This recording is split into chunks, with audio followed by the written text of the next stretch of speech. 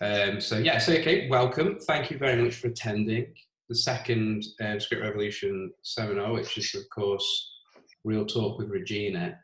And yeah, so the last time we did this, we kind of had a little talk set up, or a couple of topics set up that we spoke about, and then it was going to go into a Q&A session, and we kind of assumed that the Q&A session that people wouldn't have many questions and that it'd be very simple answers. And the reality was that the Q&A session actually ran for longer than the other session, and it was fantastic, and there was so much stuff to be learned, and it's such an organic process of doing that, in that people are asking what's worrying them, what they want answers for. So this time around, we're not going to go leading with any kind of particular subjects or anything like that. We've got plenty of questions to start going through. And Regina's already said that there's some that she really likes the look of. And some of them overlap as well. So that's what we're going to do. We're going to go through the questions, and we're going to have, it's an open discussion. So if these questions lead to other questions, we can, do those. And the plan always is to just get through this stuff. Script Revolution doesn't do anything formal, basically. We're not formal. So Regina Lee, if you have not met Regina before or looked at her credentials, Regina has been working in development for some time now on some titles that you'll definitely have heard of in a number of different capacities. And on top of being a development executive, or working in a development executive role, Regina also has done a lot to give back to the community. And is one of those executives out there who's actually always looking to reach a hand back down the mountain and help other people up it. And that's, just something I think is just awesome. And what I love about Regina is she explains the inexplicable. And by the time you got to the end of it, you kind of wonder why you were ever confused in the first place, because she just made it so incredibly logical. And that was something that we learned from the last session, is that you've just got to be logical about this stuff. But that is very difficult to do when you're a screenwriter and you can't quite see the lay of the land, or the lie of the land, depending which country you're in, fully, because we only get one side. So what I'm going to do is I'm going to hand over to Regina on the basis that the first set of questions we're going to look at are, Regina, is it the questions from Franz Magel? Yeah, I really like those a lot. Yeah. This is a series of 10 questions. Do you want to go through all of them? I think so. Yeah. So first of all, very quickly, CJ and I got to be friends because at the time I was teaching a class on Stage 32, and I was hanging out in the forum, in the Stage 32 lounge a lot. I'm no longer on that forum due to something we can talk about later, but it basically, someone encouraged people to send me unsolicited submissions, which is not something I can receive. So I had to get out of the lounge, and if people are curious, we can go back to that at a certain point. But I could tell that CJ was writing a lot in the lounge, and what he was writing was not only helpful, I think, to other, quote, amateur writers, but also to me. And the reason it was helpful to me is because, he took a lot of time to really write thoughtfully, which I tried to do that, but I did not always have time to do so. So I was seldom satisfied with the responses I gave because of my own writing skill and time resources. But CJ always, from what I could see, he combated those two resource problems, and he always took the time, and he always gave his responses the thought necessary to be helpful and comprehensive responses. And so he was teaching me something, and he was providing, I think, a service. He was sharing something of himself, and he was also teaching me something, which, the one reason I like to do script consulting on the side, besides my own, producing and executive work, is because every experience teaches me something. And at the very least, it teaches me how to communicate better, which is, by the way, arguably job one of any kind of writing, whether that be creative writing or critical analysis, is to communicate well. And it's actually really hard for me to communicate well with, quote, amateur writers, well, I think I'm in some ways more experienced than other experienced executives, because I have taught classes, I have volunteered, I have spent time in the Stage 32 Lounge. But without that, it's actually just really hard to communicate clearly, because we're coming from such a place of being, living in LA for almost 20 years and speaking in shorthand to other professionals who have lived in LA for 20 years. Whereas that's not your context. And or not a lot of people's context. And there's nothing wrong with your context. There's nothing wrong with my context. It's just a different context. So sometimes it takes me a long time to understand even what the question really is, or where you're coming from when you ask the question. Are you coming from, not you literally, but is someone coming from knowing nothing, or knowing 80% of what I know from living in LA for 18 years or 19 years, or are they coming from knowing 40% of what I know from living in LA? So even, I think it was Socrates who said the beginning of understanding is the beginning of, something like the beginning of understanding is the definition of terms.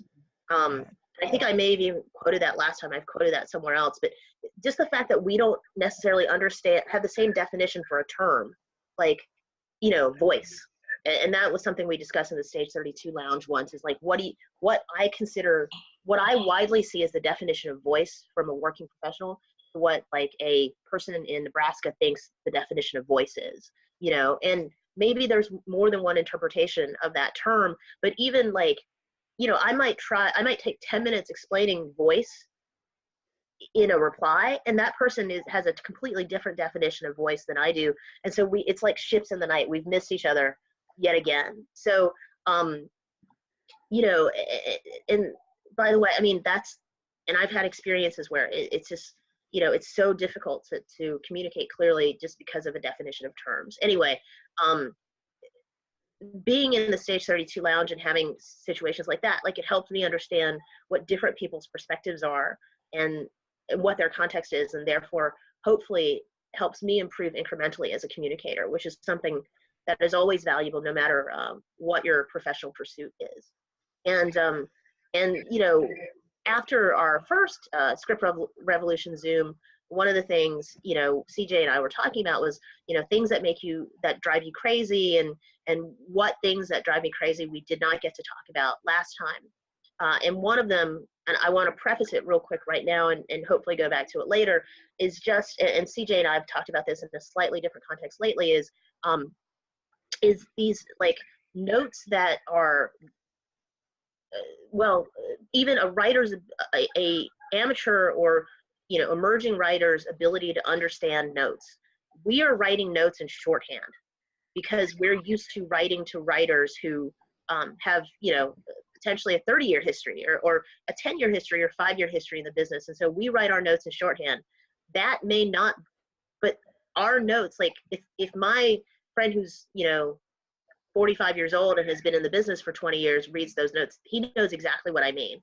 But a new writer who paid $20, $50, $100, $200 for notes, $500 for notes, may not even understand what the note means through no fault of his own, just because of a context. And CJ, do you want to tell that cockroach story real quick that that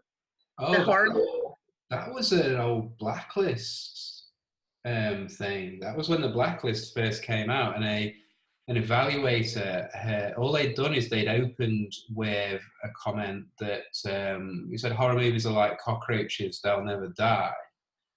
And the writer took massive offense over the comment, and they were angry because they thought the evaluator just hated horror movies, and it was basically comparing horror movies to cockroaches. Whereas what the evaluator was trying to do is they were trying to sort of put a bit of a spin on their evaluation, kind of like, flavor it up a little bit by making a kind of horrific reference, and that blew up into a big online argument on Dunlop Deal Pro, sadly.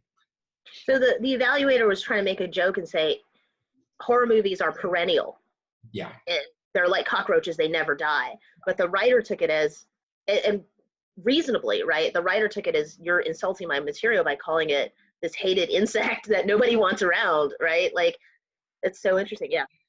Yeah, and there was like a low-key insult in there because the Mm, evaluator was kind of implying that it was a very, very, very overdone concept. I mm, think that's what they were kind of getting at.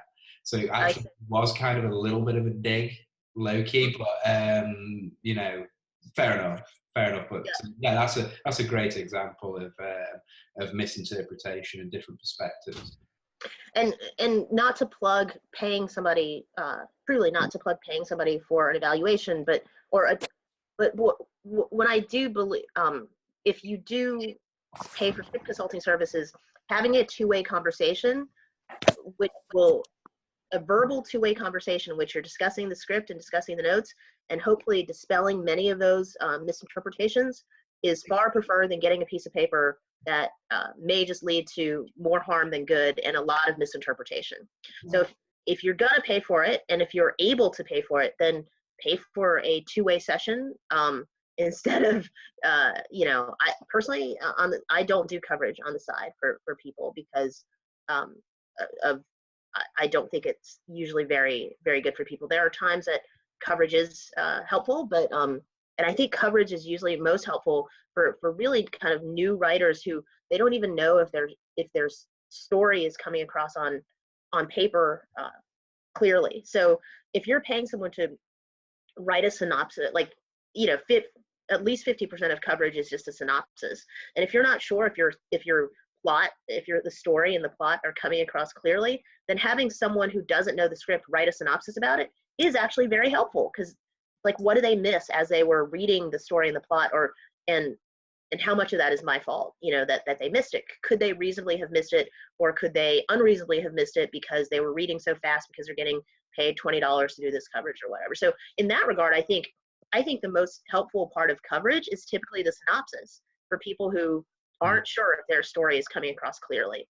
I think the comments are usually so superficial because of the nature of coverage that I don't think the comments are helpful in terms of being feedback mechanisms.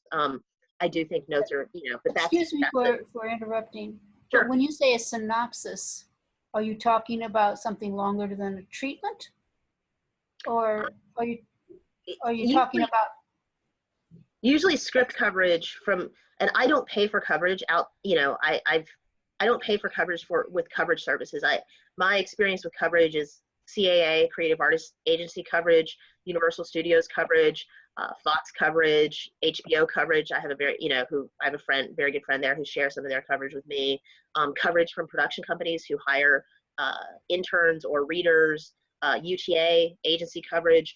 I've never ever paid. I've just never had to pay for like script shark coverage or blacklist coverage or whatever. So I'm very inexperienced with reading paid coverage service coverage. Does that make sense? Okay. Yes. If you nod and stuff, that helps me know that I'm being clear in my explanation. So do that. So coverage. When I'm referring to coverage, I'm referring to paid coverage service coverage. I think it's Okay. usually somewhere between $50 and $100 or so, and coverage is usually somewhere. I think for a studio's coverage, it's probably about 3 pages, unless it's a script that if the studio owns that script, the coverage is probably more like 8 pages. But if the studio does not own that script, so if it's like a script that's come in, hey, do you want to buy this script? The studio coverage is usually about 3 pages. The first page is a cover page that lists the elements. So it's submitted by CAA, written by CJ Wally, script date, blah blah blah. Location, blah blah blah. Log line or premise, blah blah blah. Short comments, 2 sentences of like whatever the main comments are, and then usually often some kind of box of like plot, poor, good, okay, good, very good, excellent. Characters, poor, good, blah blah blah. And then usually there's pass recommend script, pass recommend writer. So that's 2 different things. So you may not like the script, but you may see a great writer there. Okay. In studios, I would say less than 10% of scripts get a consider on for both for writer and or script. The vast majority, I would say probably over 90% are not getting a consider. Or rather, sometimes it's pass, consider, recommend. Yeah. Sometimes, depending on the system.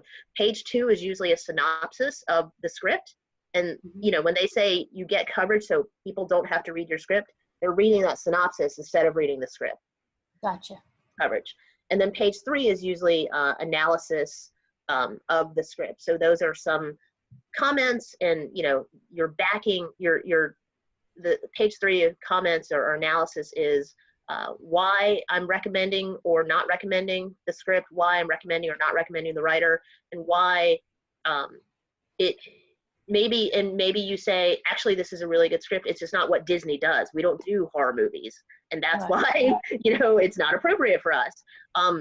If you're paying for coverage through a reader service, I think they should be objective in their analysis. However, a reader service is trying to get you to be a repeat customer. So they're going to be usually more kind and generous with their comments than they should, because they want you to come back and pay them another $100. A studio or a production company, that page of comments is going to be more specifically tailored, objective, but also specific to the agenda of that company.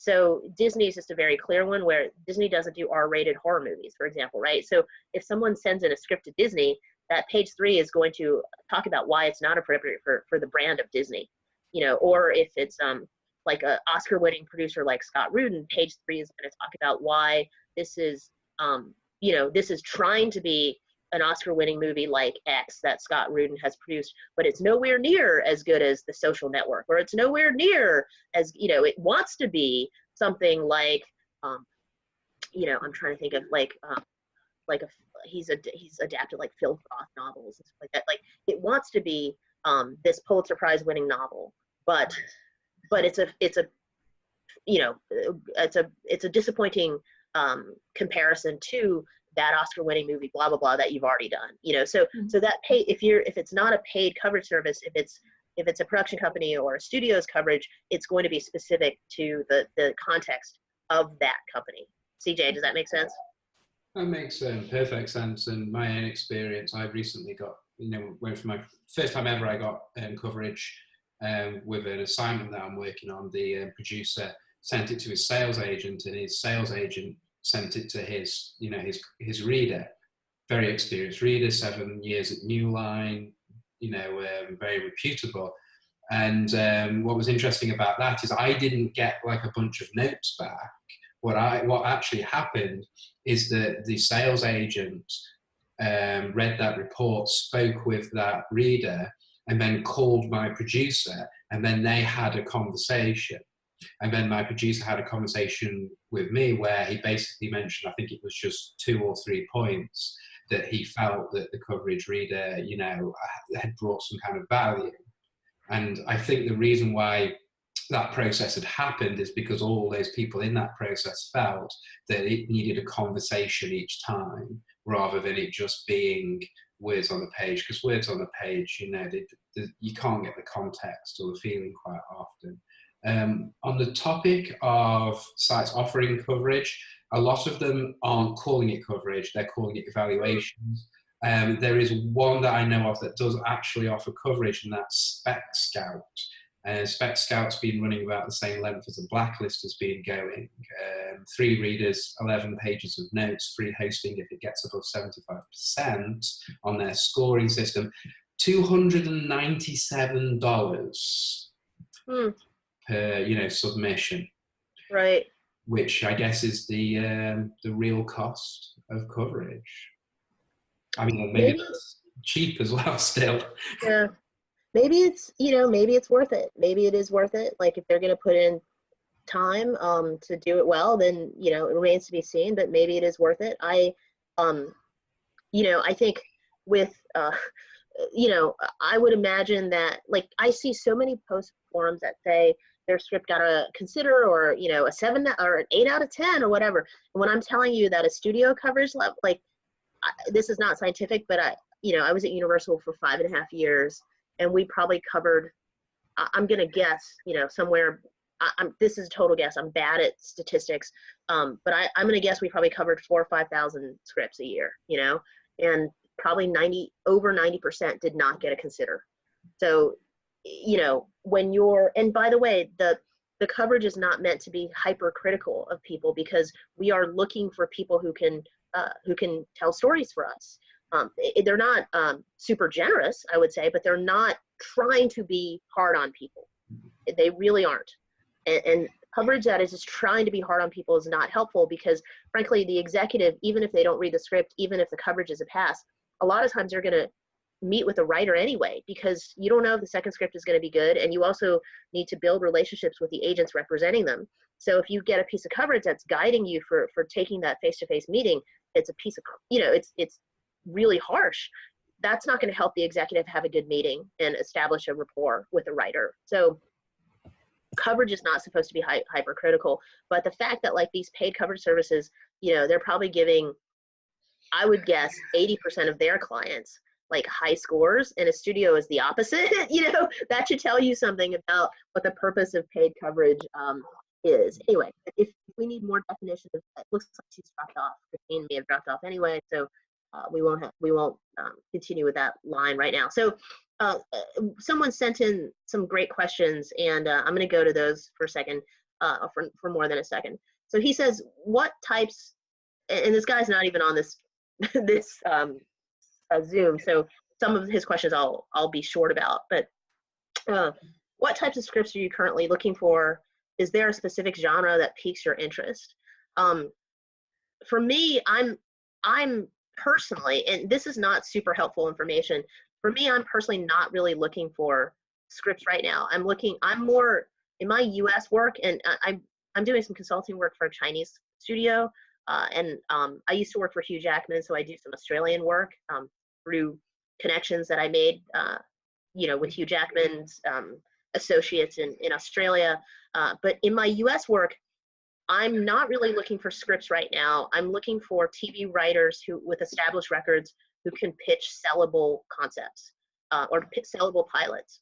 So I'm more in my US work, I'm more invested in the TV space right now than the movie space. And that's just because I'm more of a studio person than an independent person, which is not good or bad. It's just my personal network in Hollywood, and most of the studios in Hollywood are making movies that are IP based. So it's like Jurassic Park 5 or Transformers 5 or Pirates of the Caribbean 5. It's very hard to get a studio movie made if you're not working with well-known IP.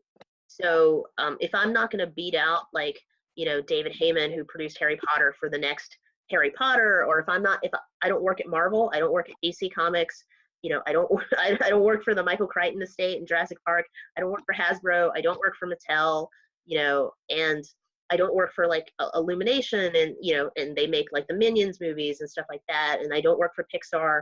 It's really hard for just because of what the film market is now, the studio film market, not the independent film market, but the studio film market.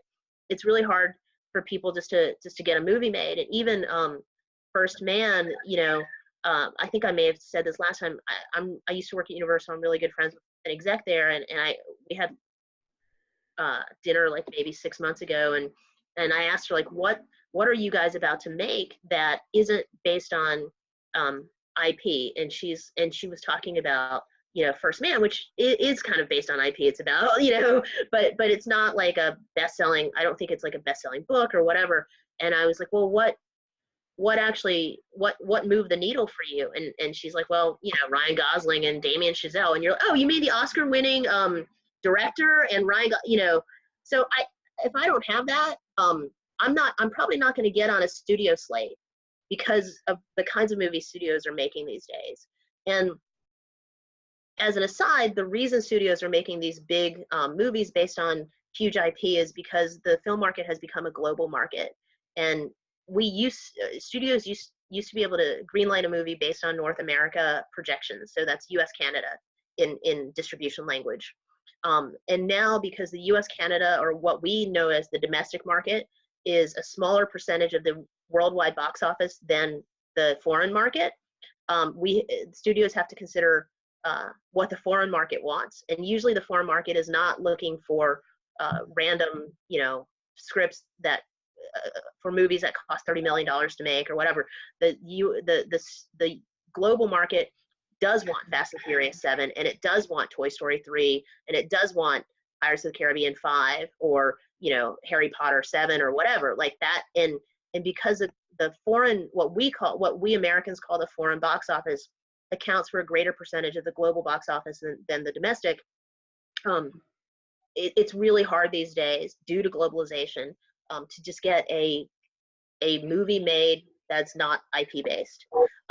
So because of that, a lot of movie people have, and because of all the original content in TV, a lot of movie people who don't work at DC or Marvel or Pixar or whatever have started to spend much more time in TV, as have I. And so to answer the question of what types of scripts you are currently looking for, I will answer that, but I'm typically looking for concepts or IP that I can control, that I think will sell to a TV network, a TV buyer, and then I'm looking to attach a TV writer with a track record who ideally has created a show in the past because they're more sellable, and for them to pitch a new TV show with me as one of the producers. That's what I'm really looking for. In terms of scripts that I am looking for, like I said, I do some of this China business, and they're usually looking for action thrillers or action comedy, stuff that will work in China. I recently met with a Chinese buyer, and they're actually looking for $1 million movies that can be shot in Hong Kong and will play well in China and Hong Kong. So, but that's not where I'm spending the majority of my time. The majority of my time is spent trying to find new TV stuff that I can sell in the US.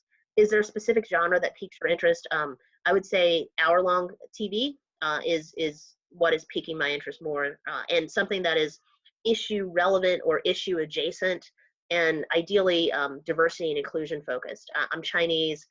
It's a very good time to be, especially for, African American, Latinx interest it's a pro right now. Everybody, all the buyers are really have their eyes open to diversity and inclusion.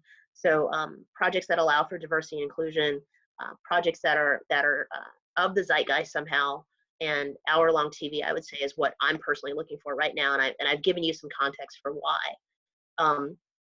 Number 2, what turns you off when reading a script? Why do you pass on it?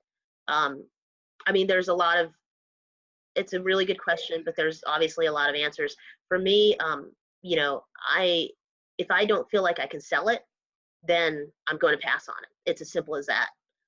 And certainly there are people with bigger names, higher profiles than mine who, they may think, I don't think I can sell it, but I'm going to change the world, and I'm going to change the head of Universal's mind. And she's saying she doesn't need a movie like this, but I'm going to change her mind. I don't have the clout to do that. Most producers are, I always say, are kind of middlemen. We are not typically, most producers, certainly studio producers, independent producers may finance their own movies. Most producers don't finance their own movies. Most producers then look for financiers who will finance their movies. So if I read something and I don't have a strategic plan in my head of how I can get it ultimately to a financier, whether immediately or 2 drafts from now or however many drafts from now, if I don't have a plan for how I can personally sell something given who I am and who I am not, then I'm going to pass on it, because I don't need a script that I can't get financed. And it's not in service to you if I say I want to produce your script and I have no way to get it financed. You need to go find someone who does have a plan to get it financed. CJ, any comments there? Yeah, I think it's a case of know the business, know the markets. This is why reading up on the history of Hollywood is really important, but also understanding that it is history. It's not the current marketplace, but it does help understand the role of a producer and an executive and what they're really having to do here. There's a bit of a kind of bizarre kind of presumption that it's just completely taste-based, that someone sits there and they go, oh, I like this or I don't like this, whereas someone's really thinking, is this a commodity that I can sell on that someone else is going to have a commercial interest in? I think the point about the Chinese market is really, really hot at the moment. I was recently at a film festival and someone said, oh, the biggest thing right now is female leads. And I said, I'd argue the biggest thing right now is Chinese supporting characters, if preferably Chinese leads in some cases. Yeah, that's you know, there's so much. I'm not going to go into the whole China thing right now because there's some stuff I can't really say on camera. But it's very hard to sell a development project to a Chinese studio. Like they're usually, very broadly speaking, I think they're usually looking for something that's really ready to go and not just a script that's a development project. That's what I'll say about that. I mean, I think, and frankly, a lot of U.S. financiers are the same way. Certainly non-studio financiers, they don't have the money to spend on development. So they're really, non-studio financiers are typically looking for stuff that is almost producible, and they're looking for stuff that's more just add water and we're off to the races. U.S. studios will take stuff on in early development because they have the bank book to do so. They have the budget to do so. I think Chinese studios and I think what I know of the foreign market, most people do not have the money to spend on just development. So it's a fairly rare thing. And, that's one reason why the Chinese market is really difficult, because some of those places probably do have the money to spend on development, but they don't really do that. And it's such a young industry. The Chinese industry, as we know it, is not that much older than Facebook, and it's just a younger industry that doesn't deal with things in the way that like the US and UK industry deals with. So different context. And you notice me saying what I know of it, because I can't say I know every foreign market at all. I'd be lying like crazy to you if I did. So, I try to choose my words fairly carefully and say what I know of the foreign market, or, whatever. And that's it. The reason I say that is, like, I hate some of the advice I read on forums, because people just talk as if they know about everything. And you can't give advice to someone unless you know what their context is. And I said this to someone who did find me on Stage 32 and did pay for a kind of a basic consulting service with me. And one thing I said to him was, I read his script, and he didn't tell me anything about the script before I read it. But one thing I said to him is, like, I'm not going to fully, and I'd read the script, but I said to him, I'm not going to go into all my advice until we talk about what your intention is for your own brand as a writer, what kinds of places you want to sell to. Because if I'm commenting about all this without knowing what your personal goals are, it's as if I'm a golf professional and I'm commenting on your swing without knowing where the hole is. So I would give you different advice on your swing if the hole was 200 yards away than 10 yards away, right? I don't know enough about golf, but like if it's a putt, I would give you this kind of advice for your swing and what kind of club you should be using. But if it's the first swing and the hole is like 300 yards away or whatever, I'm going to give you completely different advice. So if I don't know your goal, like, I can't give you good advice. And that's also why script coverage in a vacuum without a two-way conversation can be more harmful to someone's goals than helpful to someone's goals. Okay, so number 3, what keeps you reading a script? What's interesting to you? A very basic answer is I have to be invested in what the protagonist is doing, and I have to be able to root for, or as the Australians say, to barrack for what their agenda is or what their need is.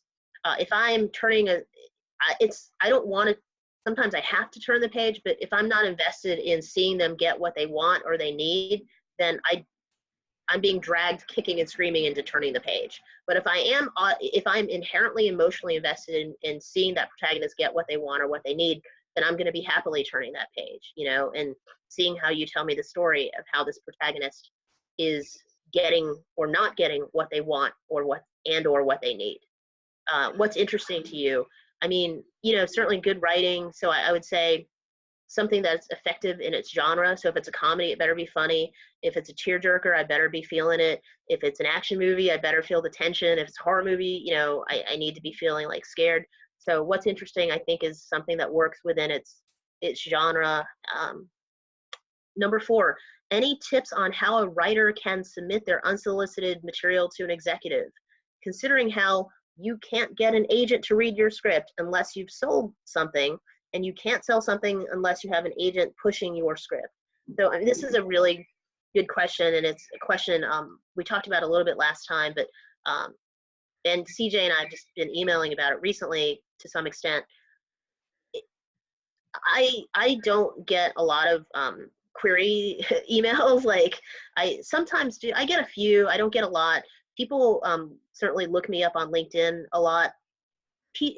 Generally speaking, I don't really think that Hollywood executives like LinkedIn. I use LinkedIn for, I started using LinkedIn because of Hugh Jackman in Australia. I also find LinkedIn very effective for my non-entertainment needs. So if I'm trying to find someone in advertising or in, technology or, then I find LinkedIn very effective. And also my college alumni network, I find LinkedIn very effective. Hollywood people that I know, they kind of steer away from LinkedIn because they do think it's a lot of like random people who are not yet ready for Hollywood. But if someone wants to submit me something or sends me a query letter, I need to see something right away in that query letter that makes me think this is the person out of the 500 other people who are contacting me on LinkedIn who I should pay attention to.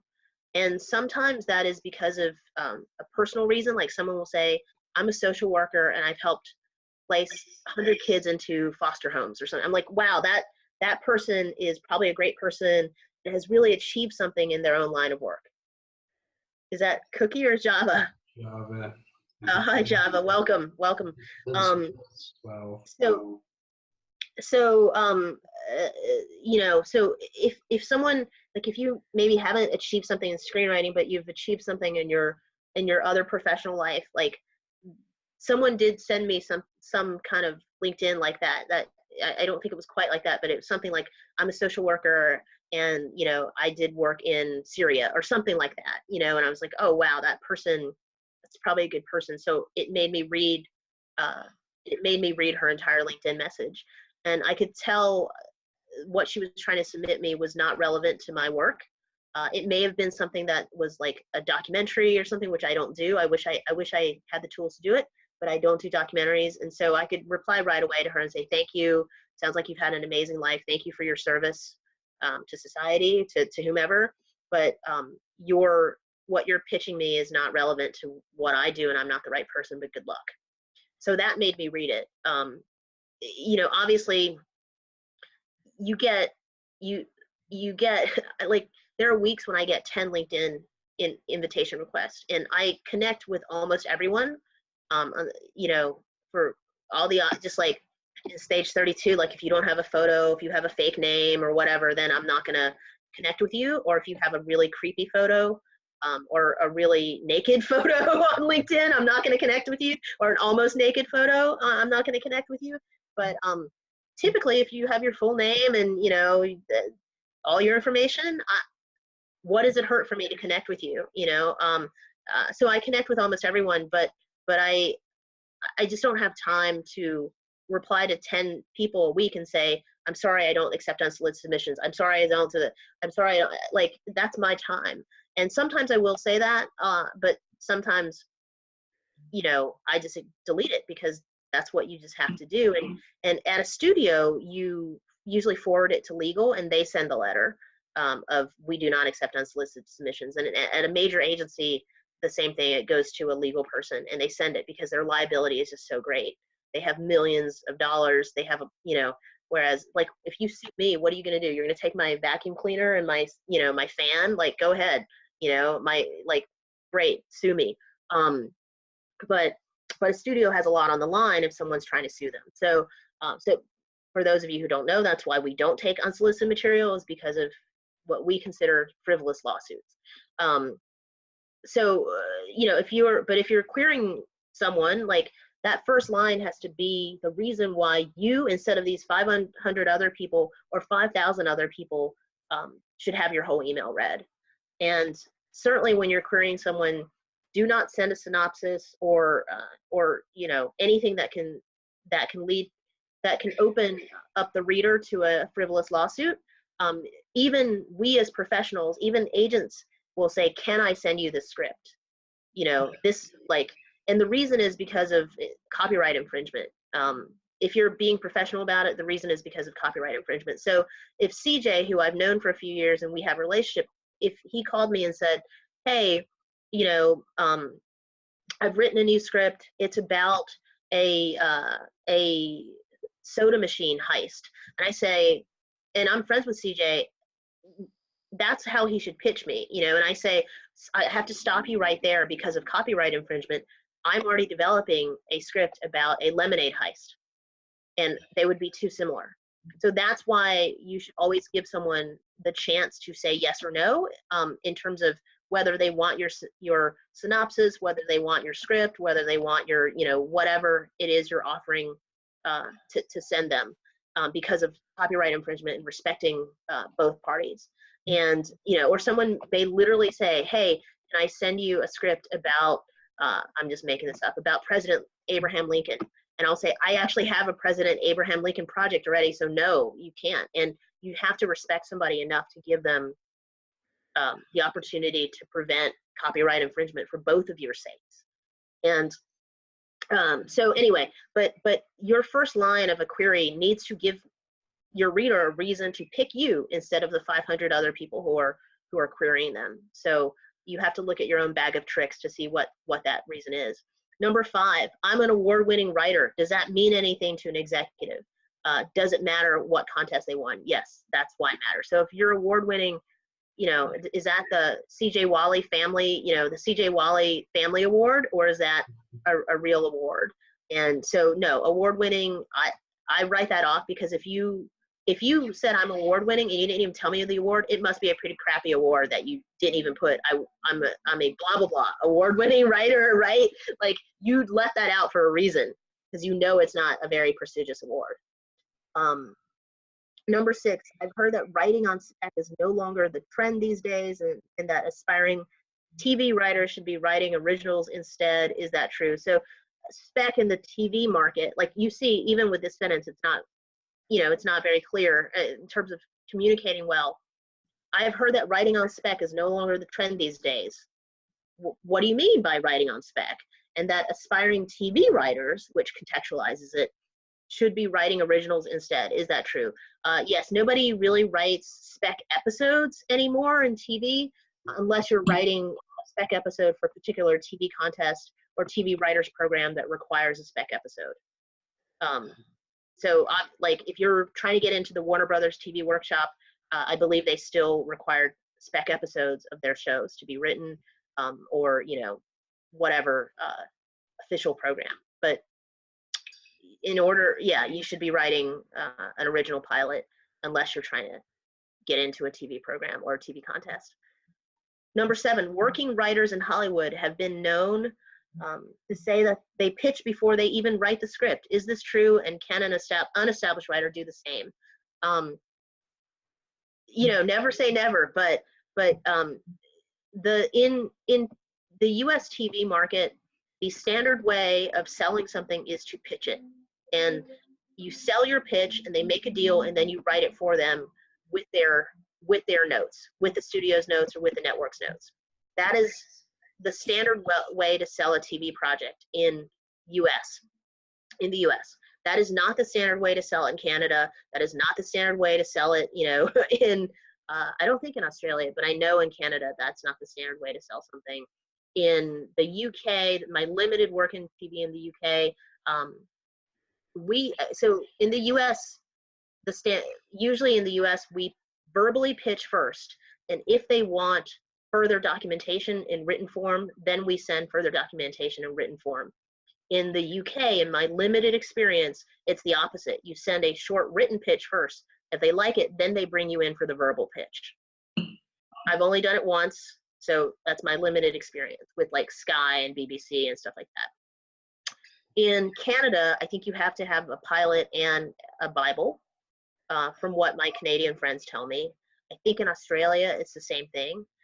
In the US, as a professional, I've never sold a Bible. We've never written a Bible before we've sold a TV pilot. Sometimes, now, that's only my experience. And sometimes people do, like Stranger Things, I think they had the Bible, which helped them sell the series. So it's not unheard of, but I would certainly say the majority of the time in the US, you're selling a TV pitch. And then if the studio and the network are greenlighting, are picking up your series, then they're telling you, now write the Bible, because we need you to write the Bible in order for the series to have a Bible as you write the whole series. So usually the Bible is at a much later stage in professional TV writing, usually. But again, and it's also, there are two different kinds of Bibles. There's like kind of a sales Bible, and also the series Bible, through like that you can Google for, like The Wire or whatever, which they wrote, or I think there's a Lost Bible out there. And those Bibles are to guide the writer's room when the series is actually going to be produced. So that's also a bit of a deceiving term. But in features, I would say when something does sell in features, it can be a spec script, it can be a pitch. In TV, it is much more often a verbal pitch in the US that sells, and much less often a pilot script that's been written. But it is also possible that you sell a pilot script that is, so True Detective did not sell as a pitch. He went back and he wrote 2 episodes and an 8-episode mini Bible, kind of. That's what sold. And the reason is because it's hard to pitch. 2 cops investigate murders and disappearances that are similar to murders and disappearances from 8 years ago.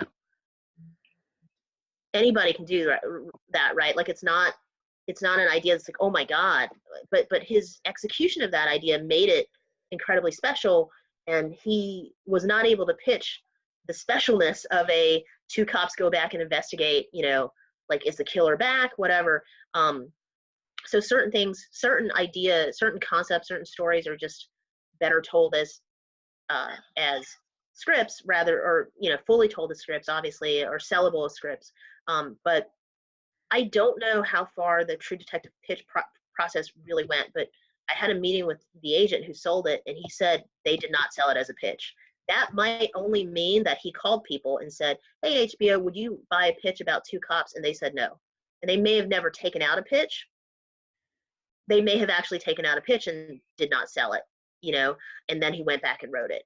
I'm not sure what that means, but I know the agent told me that they did not sell it as a pitch. Could not sell it as a pitch.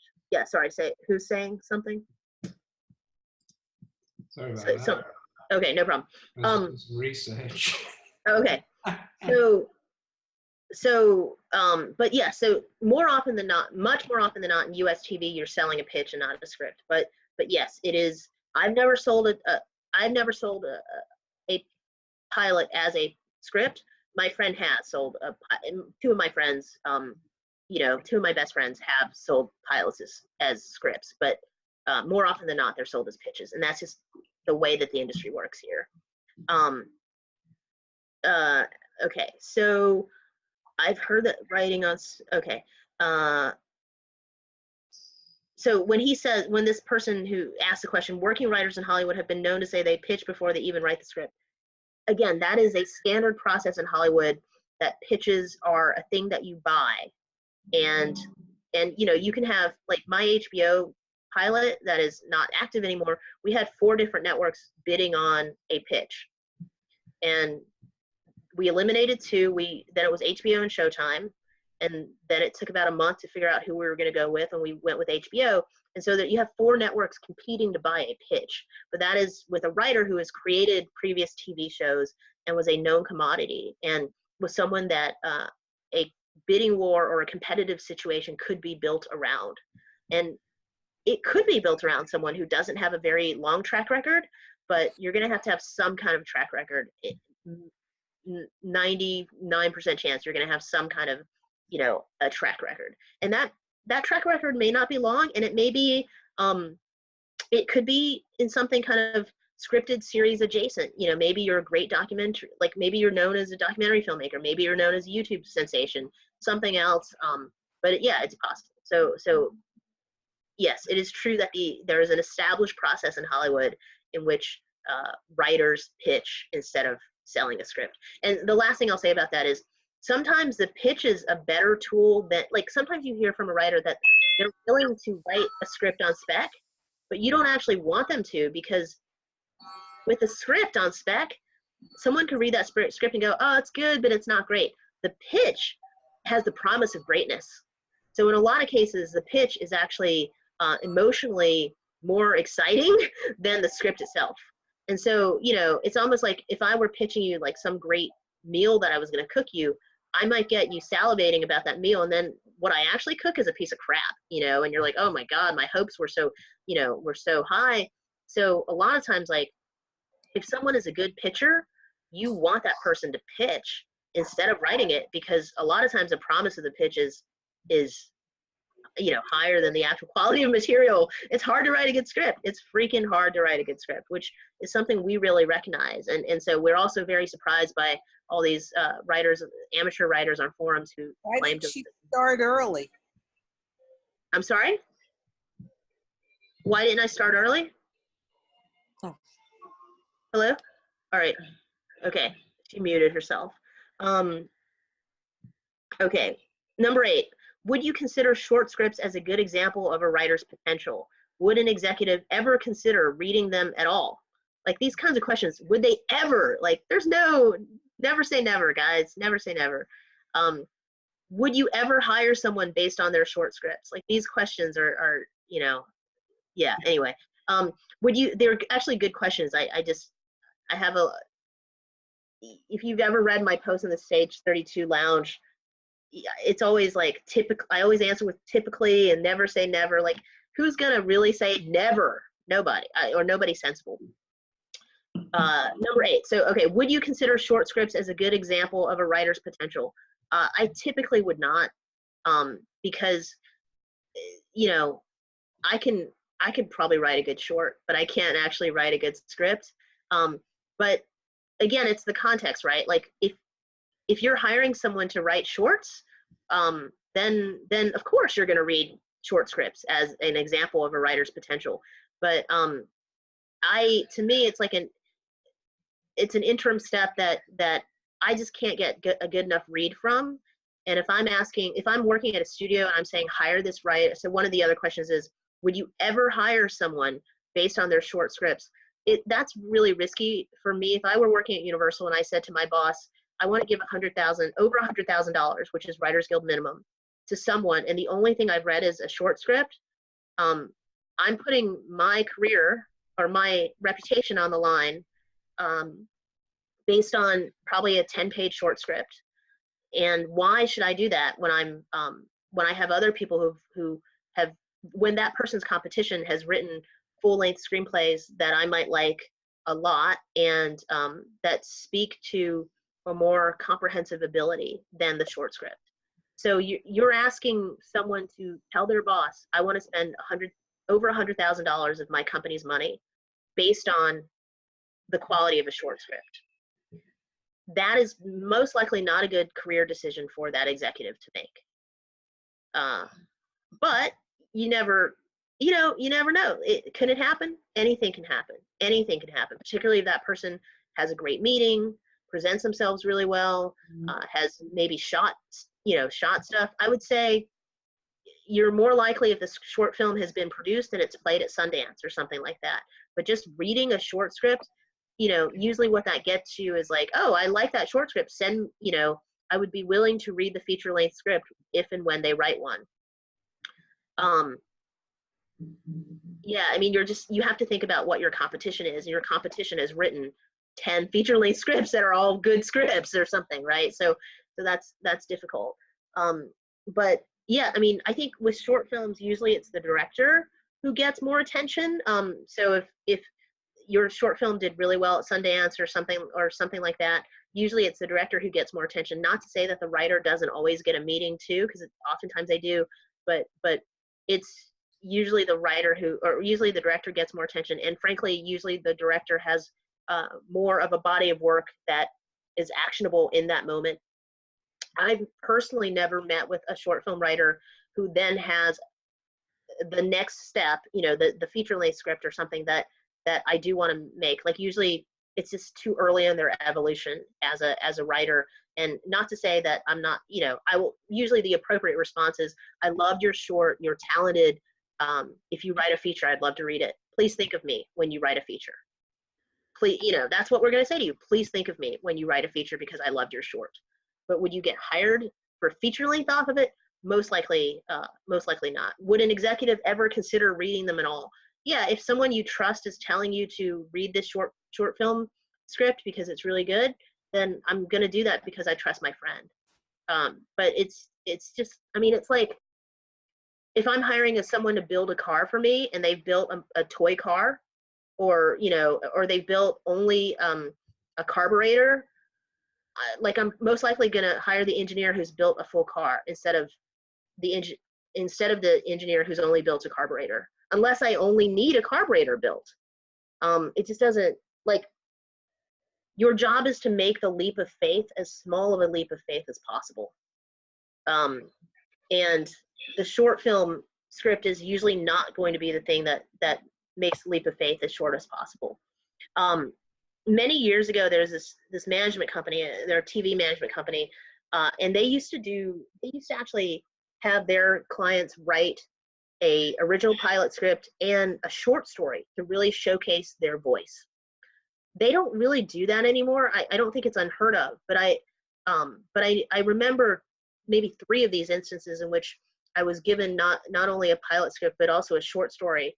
And one of my friends, she also went to Duke University, who used to be represented by them and is a working writer. She said that her short story got her more attention than anything else. And it was about, I'm not going to spoil the whole thing, but it was kind of about one of those workers in your life who, it's not about a waitress, but it was kind of about like a waitress or something, like the kind of ignored worker in your life who actually has an emotional story that you never know, and so it could have just as easily been called The Waitress or the trash collector or something. And it was great. And she could show that she understood humans, and that was less understood. So the compliment of this short story that showed how much she understood humans and characters and emotions, in combination with the whatever pilot script she wrote, was what got her a ton of meetings and what got her first 2 staff writing jobs. But anyway, enough with the short scripts. Not, by the way, in my Australian work, we did give someone a grant based on some short scripts they had written. And similar to sometimes a pitch is better than the actual script, these short film scripts were better than some of the other contestants who had written feature-length scripts. So it was like, at least that guy, just like a pitch had promise, that guy showed more promise than the actual result that the other. But that's, again, it's like you have to look at the people you're being compared to. And if you're trying to get hired based on a short script, you're being compared typically to people who have written feature-length scripts because they exist. People who have written feature-length scripts exist. In that particular pool, it was a smaller pool. It was a pool of X number of fellowship applicants. But in the pool of 5,000 writers, most likely I'm going to be able to find a stronger sample of work than your short script in a pool of 5,000 writers. In a pool of 10 people for a scholarship or a fellowship, that's different. Number 9, what do you consider a good pitch? Is there a certain format, a time limit, a certain amount of sentences, etc.? We professionals, we never, we very seldom deal with any of that because we just know what the expectation of a professional pitch is. Usually people will say, usually people will go with, or the rule of thumb will be a 15 to 20 minute professional pitch. In TV, there's a guy who I think used to work at Warner Brothers Studio who actually came up with like a half-page pitch format document for professional writers, and it's something that gets passed around to this day. But usually you've been in pitches. Anyway, so a professional pitch, I would probably tend usually towards kind of the longer route in a professional situation. One of the last pitches that I sold to the BET network, Black Entertainment Television, that guy had like a 35-minute pitch. and they clapped for us afterwards. Now that guy also started as an off-Broadway actor. So, well, he was a playwright and also an off-Broadway actor. So you can imagine someone with an actor's performance level, not that he acted out the pitch, but he was just very commanding and very entertaining when he pitched it. And that same management company who used to encourage their writers to write short stories, they also encourage some of their bad pitchers to take an acting class, because it helps with pitch performance. You know, the writer who I worked with did not need help because he starred off Broadway in something. And that's an outlier. 35-minute pitch is long, but is definitely long. Is definitely long. And he also showed some like newspaper articles, and so there was some like kind of lead up to the pitch.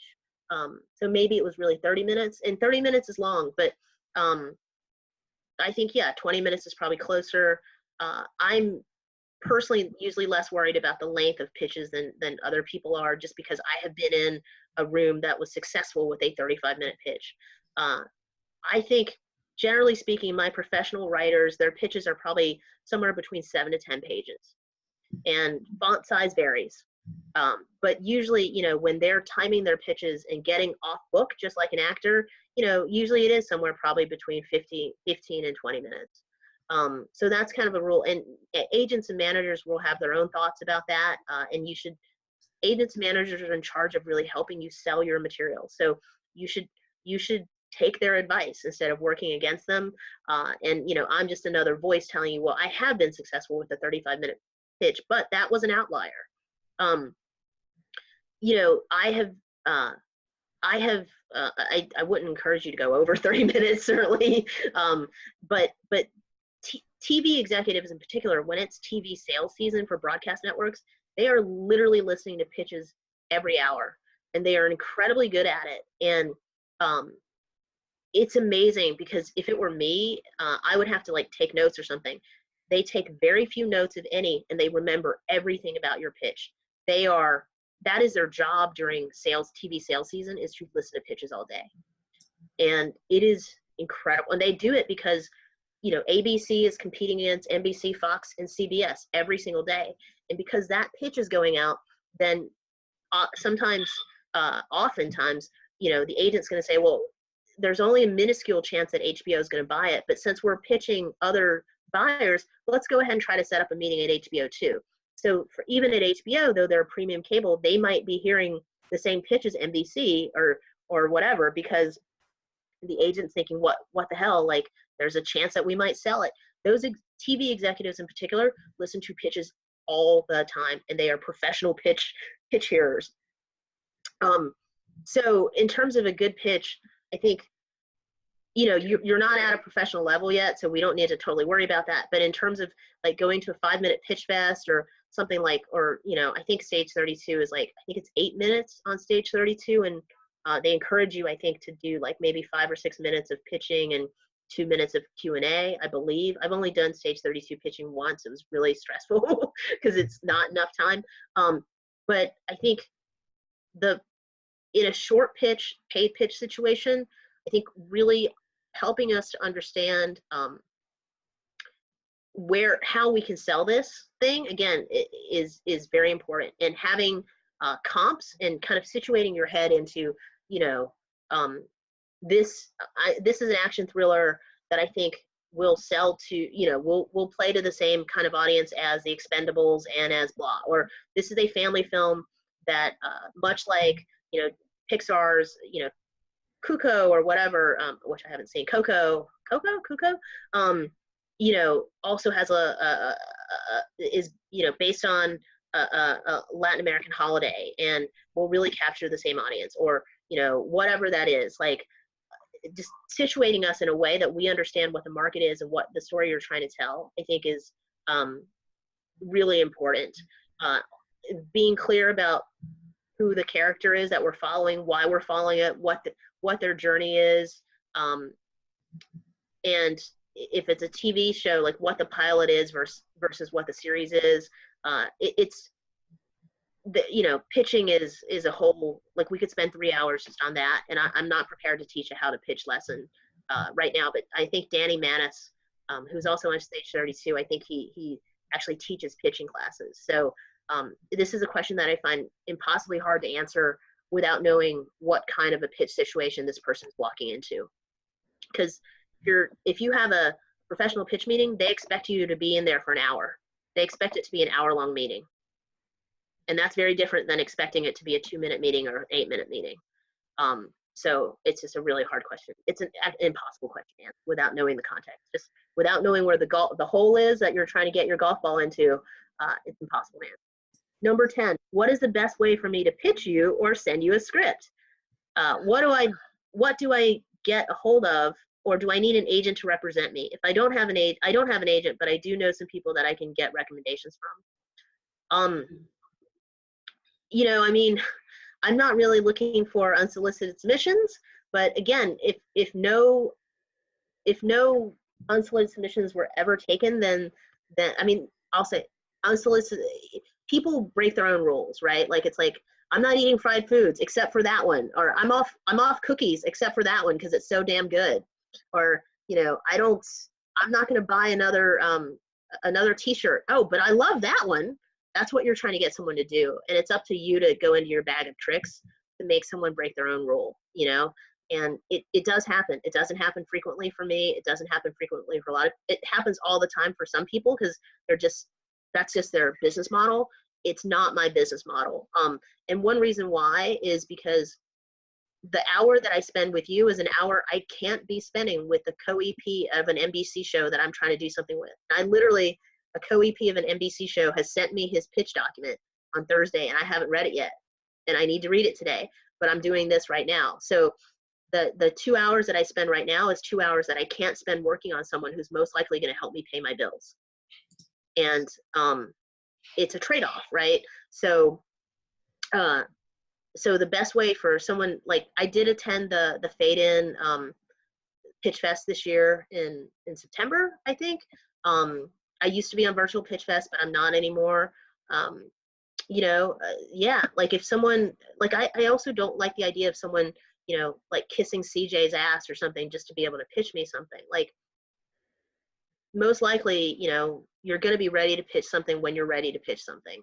And that there are many steps, including relationship building, but also getting the material in a way, getting the material to a place where it's going to knock CJ off his feet, or whoever your recommender is, and also me. Because what the worst thing is that it's not ready, and then I have a horrible first impression of you, and that first impression is never going to change. It's never going to change until somebody, frankly, when it changes is when you do get something made, and then I'm like, oh my God, like, I missed the boat on that. Like, you know, who knew that guy was going to be that special? And man, I was so stupid to make that bad first impression. But if you'd read what I read, you would have had a bad first impression too. So, you know, but it's like we said last time in the Script Revolution Zoom, it is very logical. If you go to a restaurant and your first impression is like there's a cockroach and, you know, the waiter spills the water on you, you're probably not going to want to go to that restaurant again unless they're paying you to go, you know. And it's the same thing. Like, you don't want to work so hard to make a first impression when it's not the best one. And usually it's going to be the best first impression when you've developed your own materials and achieve the level of professionalism that you don't have to ask me a question like, what is the best way for me to pitch you? You know, you're going to know because you've done the work. So we've completed that series of 10 questions. There are other questions I want to answer, but also want to take questions from the crew that's still remaining with us if people have questions to ask. CJ, what do you think? Yeah. Well, I know that Vincent, who's present at the moment in this chat, he put through the first question, the questions that I sent through. And okay. I think also Leon, is Leon here? Yeah, Leon's here today. Also has a question as well, which is further down. And then Peter sent through one you haven't seen yet. Okay, let me get to Vincent's then. So through the theatrical success of Crazy Rich Asians and the streaming numbers for Set It Up and other recent Netflix titles, it appears the rom-com, a genre I love, is making a comeback. I know that rom-com writers should try to add diversity to their character ensembles and not limit them to token or stereotypical roles, but what other advice would you give when putting forth such scripts? Okay, yeah, I think I love creating vivid, smart female characters, but feel uncomfortable going the bridesmaids route. Also, can rom-coms tinged with other genres work? I've completed scripts with elements of sci-fi and thriller modes, and I'm currently working on a time travel comedy. Too often rom-coms are conflated with chick flicks, among the reasons for its recent doldrums.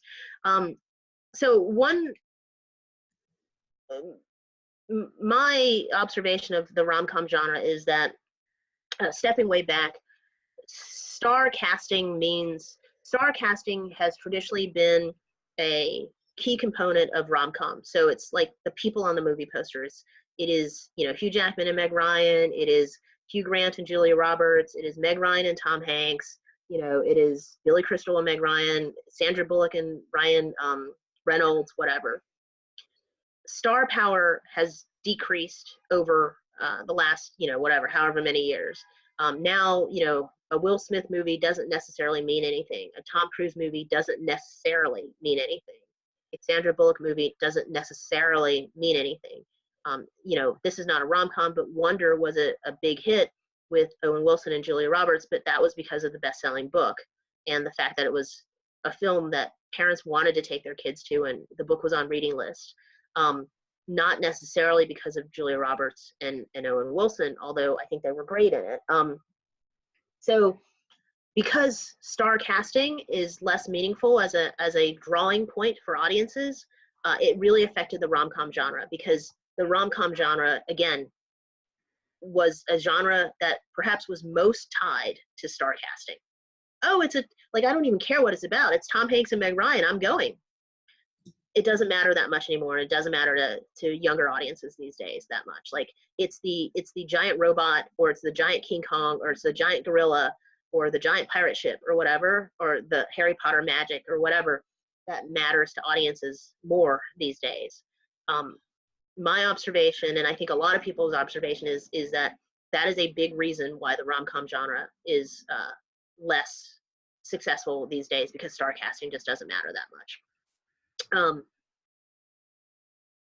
The other thing is, independent financiers still kind of see rom-coms as the domain of studios. And I'm using words from an independent financier from a few years ago, maybe more than a few years ago now, but I remember the guy said as the domain of studios. And that is because studios are the ones who can pay usually for Sandra Bullock.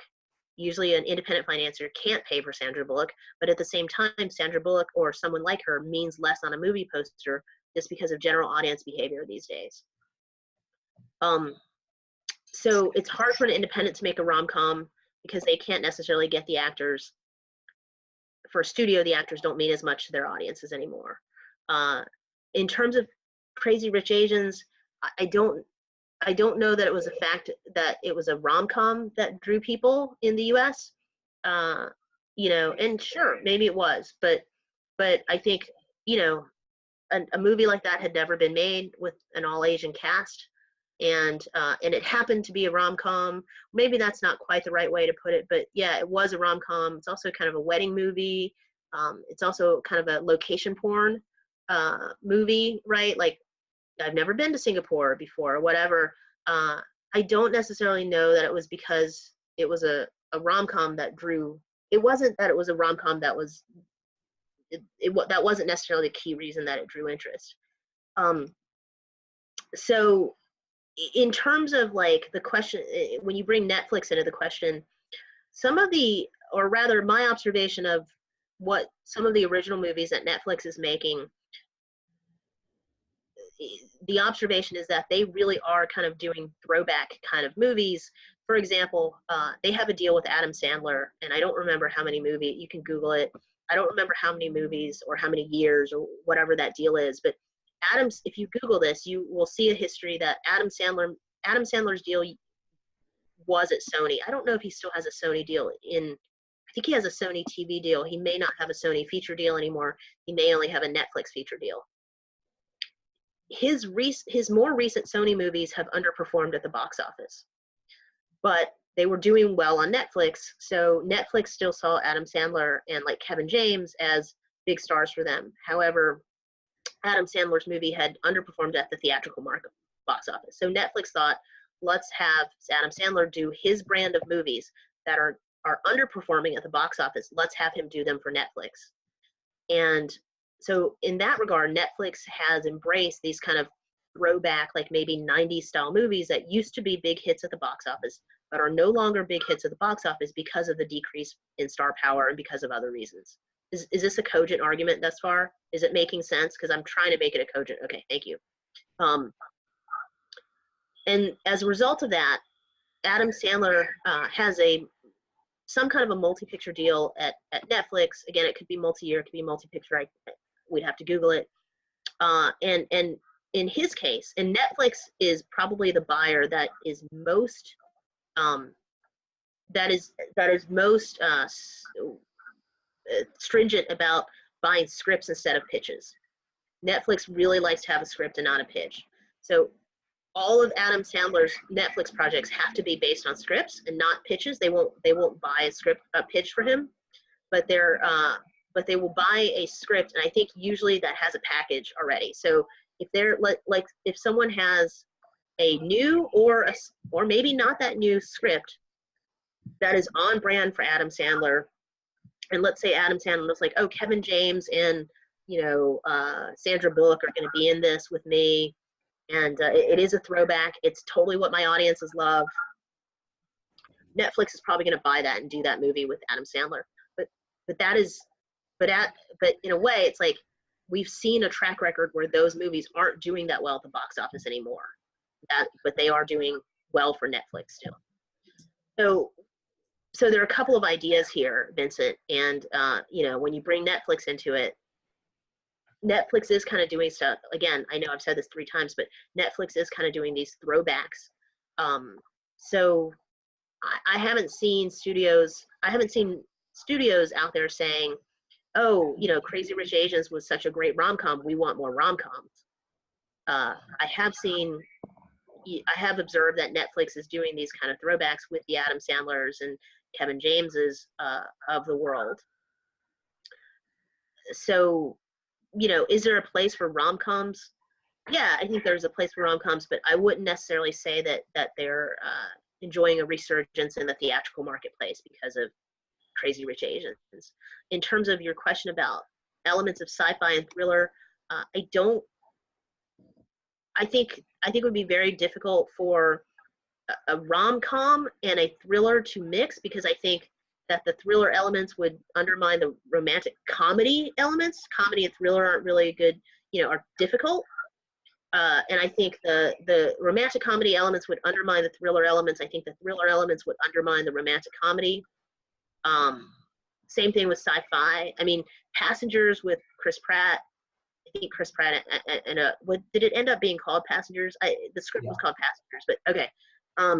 That was a sci-fi romance, I guess, but it wasn't real. I mean, it had some comedy in it. I wouldn't call that a rom-com. So anytime you're trying to hybridize a genre, like even horror comedies, which they well-known hybrid, the trick is for the two hybrid elements not to undermine each other. And that's where Zombieland, for example, was so good. The horror did not undermine the comedy. The comedy did not undermine the horror. Because, for example, and James Gunn, who did a movie called Slither, I think the argument there, and it was not a well-rated movie, but he had just written Dawn of the Dead when he wrote and directed Slither. We at Universal believed in him, and Gold Circle, I believe, was a financier, believed in him because he'd done such a good job with Dawn of the Dead. But in that, I think in Slither, you have horror fans that aren't white-knuckled because the comedy undermined the horror elements and they weren't scared by the movie. So I can't think of a rom-com thriller, but I would be very afraid that the comedy would undermine the thriller and vice versa. So I hope, I don't think I was completely cogent with that argument, but there are a couple things at play here. And I do believe that with a good script and a package like the Adam Sandler package or whatever, Netflix is really kind of doing those throwbacks but they're doing it because they're taking advantage of a space that doesn't perform that well at the box office anymore. So Netflix is like, well, they're not doing well at the box office, but they are doing well on Netflix. Let's do them here. But that acknowledges that that genre is not doing well at the box office. Okay. Vincent, did you have anything to add to that? Not really. Okay. Sorry, that was an attempt at developing a cogent argument. Thank you. Thank you. I appreciate it. I really do. I do. It's I hard. agree. I think the genre has passed its prime. I think TV killed it. I think good TV killed the rom-com. Like, why am I going to go and buy a ticket at the theatre to watch a rom-com when I can watch Grey's Anatomy, The Affair, More Than Two, Transparent. There's just everything's done, and I think that Bridesmaids, which is 7 years ago now, stood out because it was an all-female ensemble and it was quite rowdy, and that was unusual. And Crazy Rich Asians, obviously, I mean, the title alone is quite provocative and exciting. Yeah, also best-selling book, and I think the other thing with rom-coms is like Tiffany Haddish is a star of the moment. Melissa McCarthy remains a star. I think Amy Poehler remains a star. Like, it's also, to some extent, it is, I mean, to a large extent, it still is about casting. So like when Tiffany Haddish broke out in Girls Trip, believe me, anybody who had like a rom-com that would have been appropriate for Tiffany Haddish went to her agent and her manager, said, I have a rom-com appropriate for, and I don't know that a rom-com sold with her, but certainly comedy ideas sold with her, and so that's, sometimes it's about timing, or oftentimes it's about timing. And if it's Tiffany Haddish or someone else, like, if you've got your rom-com ready and it's good for whoever happens to be the next breakout star, like, that's when you hit when the iron is hot, because people are going to buy whatever Tiffany Haddish wants them to buy in that moment, until she sells a bunch of things that are all kind of similar, and then Paramount's like, well, hang on, Warner Brothers has a Tiffany Haddish thing that sounds just like ours. Like, what's really going to happen here? Because she can't do them all, especially if they're very similar to each other, So it is about timing and casting too. Okay, and again, Crazy Rich Asians was a rom-com based on 2 books, or rather based on 1 book, but there's a sequel. Okay. Leon's question: this has the potential for tremendous commercial success, unquote, was included in the first round of interviews I paid for, I paid for elsewhere. The pilot was my first attempt, and I concede was not great. I gather the response was due to the Bible. I've polished the pilot more than once, and Bible also more. My project has been on Script Revolution for a short while, having attained a few followers. One of the followers read my work and provided a "love this script. How do you suggest creating more inertia for a written project?" So, again, we've talked about this a little bit already. This has potential for tremendous commercial success. That may really be legitimate, but it also may be that coverage service or whoever you paid, their way of trying to get you to pay them more money, right? Like, to get you to come back and stuff. And it probably, I don't think anyone is going to out and out lie, or I don't think many people are going to out and out lie, but they may include something that is more effusive because they want your business. They've also worded it in a way of potential, right? Like, a lot of things have potential for success. So they may really mean, gosh, it is ready right now. You need to get it out to the market right now, in that person's opinion. Or they may mean there's actually a good idea here, and you have a lot of work to get it to be good enough to sell. I don't know, and if I were trying to be nice to somebody, I would certainly say this has the potential to be commercially successful, and we don't know where on the spectrum of potential that person is really talking about. Like, is it potential tomorrow, or is it potential in 3 years once you've done a lot of work on it? We don't know. And you've said here in your quote that the pilot was your first attempt and you concede not great. So and I mean, I think working writers will concede the same thing a lot of times. So you're very mature to do that. But having the potential for commercial success could just mean like, wow, and this is probably not what your idea is, but like to CJ's example of Grey's Anatomy, this is a medical show. Medical shows have the potential for huge success. Let's look at Chicago Med and ER and Grey's Anatomy. It has potential for huge success. Now, maybe none of the bones, or maybe all of the bones, maybe all or none of the bones are actually there to have, commercial success. I don't know. There are other medical shows or other medical pilots that were written that did not have 12 years like the way, or 15 years or whatever the way that Grey's Anatomy will have. So what they're really getting at, I don't know the answer to, and I may disagree with that person anyway, but most likely, like if that person is an experienced reader who knows what's selling in the marketplace, I don't know that they are, but if they are experienced enough to they probably legitimately saw something that has potential for great commercial success, tremendous commercial success, but I bet there's 100 medical scripts for every Grey's Anatomy, or 1,000, 10,000 medical pilot scripts for every Grey's Anatomy. Certainly more than 1,000 or more than 100. And I find myself and this is a bit of an aside, but maybe 5 years ago or something, I was looking, I know what it was. It was, I was looking for a writer for like a forensic investigator project. And because I was looking for a forensic investigator writer, I read I didn't even read that many. I probably read like 5 law enforcement type pilots in a row, and I couldn't tell them apart. I could literally not tell them apart. And one of the writers is like he was more junior, but he was getting like the best shows. And he was on like Wayward Pines, for example, and stuff like that, like the M. Night show, Wayward Pines. But I could not tell, I'm not going to comment about his specifically. Once you read 5 kind of police world scripts or investigation world, you might not be able to tell them apart. Does it have the potential for great commercial success? Law and Order was on the air for over 20 years. So yeah, it has a great, but you just never know. So take that kind of review with a grain of salt, because, and by the way, I'm only reading one line out of a review. So, I'm operating with very, very incomplete information right now. But your question is, how do you suggest creating more inertia for a written project? Again, I think you have to find the thing that really separates you from the 500 other people who are sending me direct messages on Twitter and LinkedIn. And I'm nobody. Like I'm nobody in comparison to these somebodies out there. So if I'm getting 500, then someone else is easily getting 2,000, And like when I was at a bigger production company, like I probably got, as one of maybe around 15 executives on the Universal Pictures team, and as one of the most junior members of that team, I probably got about 500 submissions a year. My boss probably got about 2,000 or 3,000 every year, so that means that she's not reading 2,000 scripts a year. Some of them are going straight to coverage. Some of them are getting handed down to junior people like me.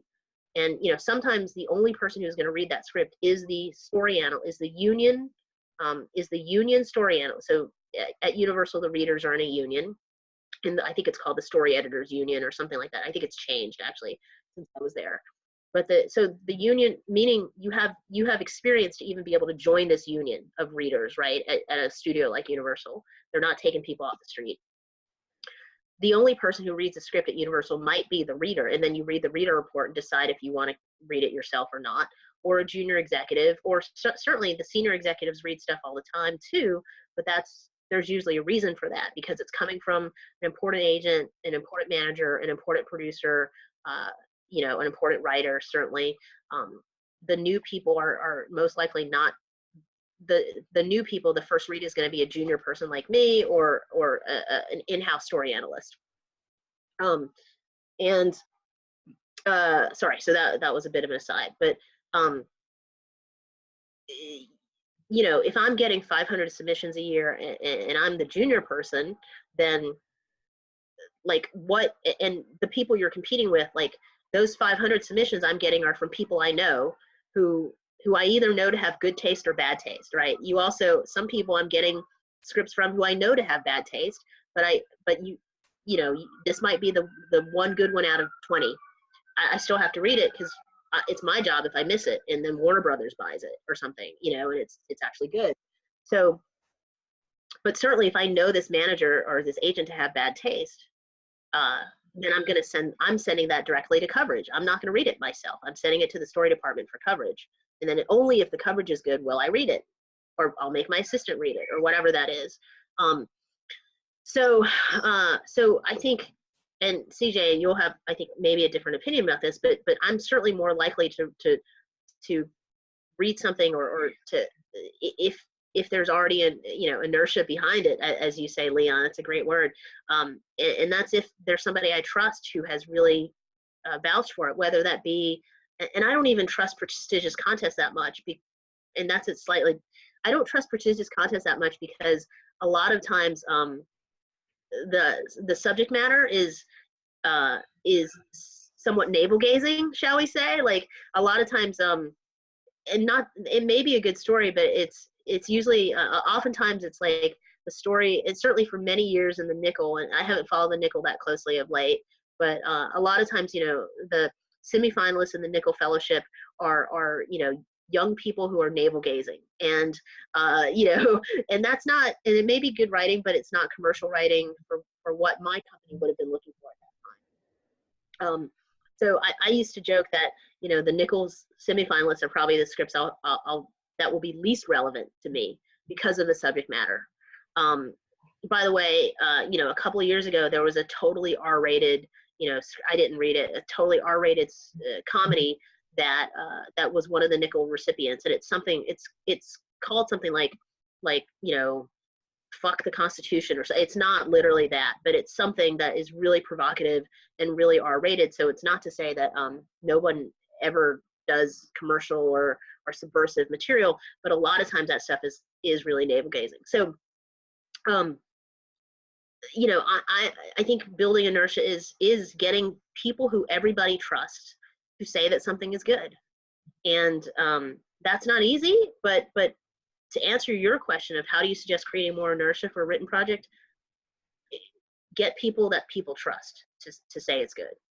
And that is a process. And it's not step one necessarily. Like step one may be getting people who, you know, to say that it's good, who people don't trust. And then, you know, and eventually when someone who is trusted and has good taste and is in the business says, you got to read this, then inertia is going to build. And even at that point, no, it may be appropriate for an agent or manager to sign on, and it may not, because again, that agent or manager has 40 other clients who are maybe more sellable than you are. And I'll say this, like, this is depressing kind of, but I don't know if I said it last time. So take this with a grain of salt, because this person was very specific. But I was, a couple of years ago, I was working with this writer who won a Writers Guild of Great Britain award. That's a major award, Writers Guild of Great Britain Award for Drama. And he has a UK agent and he has a US agent, both at top agencies, but he did not have a US manager. And he wasn't getting that much, he's based outside of London, he wasn't getting that much attention from the US agency. And that's okay, because he was working in England, so he didn't really need, like, he can't be in two places at once. So I'm not knocking anyone by saying he wasn't getting that much attention in the US, because he was working in England, you know. But when I was working with him, I suggested that maybe he should meet with some US managers to see if he would be happy also have a manager here. And now that means additional commission being taken out of his check. So I would say he wasn't totally predisposed to wanting a US manager, but he was open to meeting with some people if I recommended them. Because he didn't really want a manager, I didn't introduce his work to many managers. I only introduced his work to a couple of, when I say introduce his work, I mean not him, but his script. When I introduced his work to a few managers, it was maybe 3 people, and all like wonderful guys, like great guys.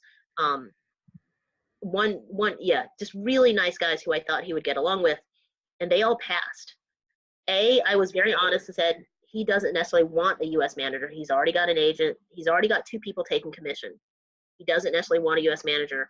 And he does, yeah. And he is based in the UK, and he wants to work more in the US, but he's working in the UK, so it's not like he's desperate or anything. And and at least two managers passed on a Writers Guild of Great Britain award winner. So let that sink in. And by the way, maybe if I'd said he's dying to have a U.S. manager, maybe they would have read the script completely with different lenses on, right? But they just, given what the profile of that guy is, already has a U.S. agent, already has a UK agent, doesn't necessarily want another 10 or 15% being taken out of his check, is primarily working in the UK.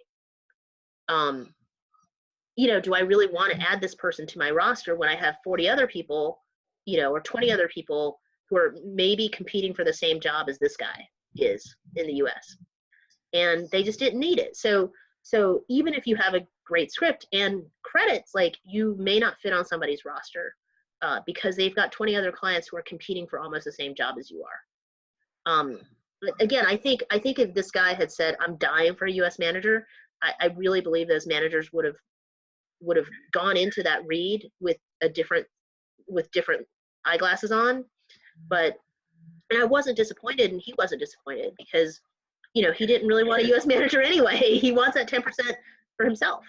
But that's just how things work out. And so when people ask me, like, can you get me a manager? And I tell them, I can't even necessarily get someone who's won possibly the second or third most prestigious prize in Great Britain, a manager, granted under a different set of circumstances, then people really believe me. It's like, it's not that easy. Like, and it's not that easy because and this is something I've learned from contributing or reading forums like Stage 32. I didn't even know that I had to tell people you're competing against professionals, because I thought it was obvious. But you're competing against professionals. Professionals are competing against professionals. So how you fit on someone's roster depends on what the roster is, and if you are a complement or if you are a duplication of what that roster is. And that's especially true for actors. Because you might be a great actor, but if you're the fifth blonde, blue-eyed, woman, or the fifth, kind of chubby Latino male or whatever, like, they've already got 5 other ones who are going for the exact same part as you are. And it's the same, and you might be great. And sometimes, like, I'll have managers or whatever say, God, I'd rather have that guy, that fifth, chubby Latino male than my first, but I'm friends with that guy. I can't get rid of him. And it's just, same thing with college. Like, you might be the 20th great violinist that applies for that college, and if, like, it's a matter of timing and duplication of skill set too. So, but yeah, Leon, I mean, it's a great question. It's a difficult question, because I think inertia is created when people you trust are telling you, go to this restaurant, or you should buy this new iPhone, even though it's $1,000 because it's worth it, or you should take 2 hours out of your day to read the script because it's worth it. If you don't trust that person to tell you buy a new iPhone for $1,000, you're not going to do it.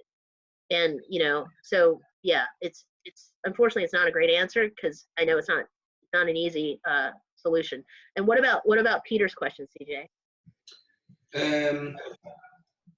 Yeah, so Peter is asking about virtual reality scripts, because, well, congratulations to him. He's a quarter-finalist in the XR Alliance competition. I'm not familiar with that competition. So yeah, VR scripts, that's an interesting one.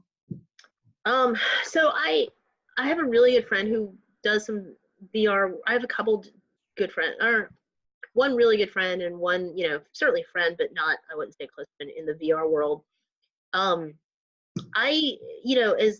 quoting my friend, like, he works in VR.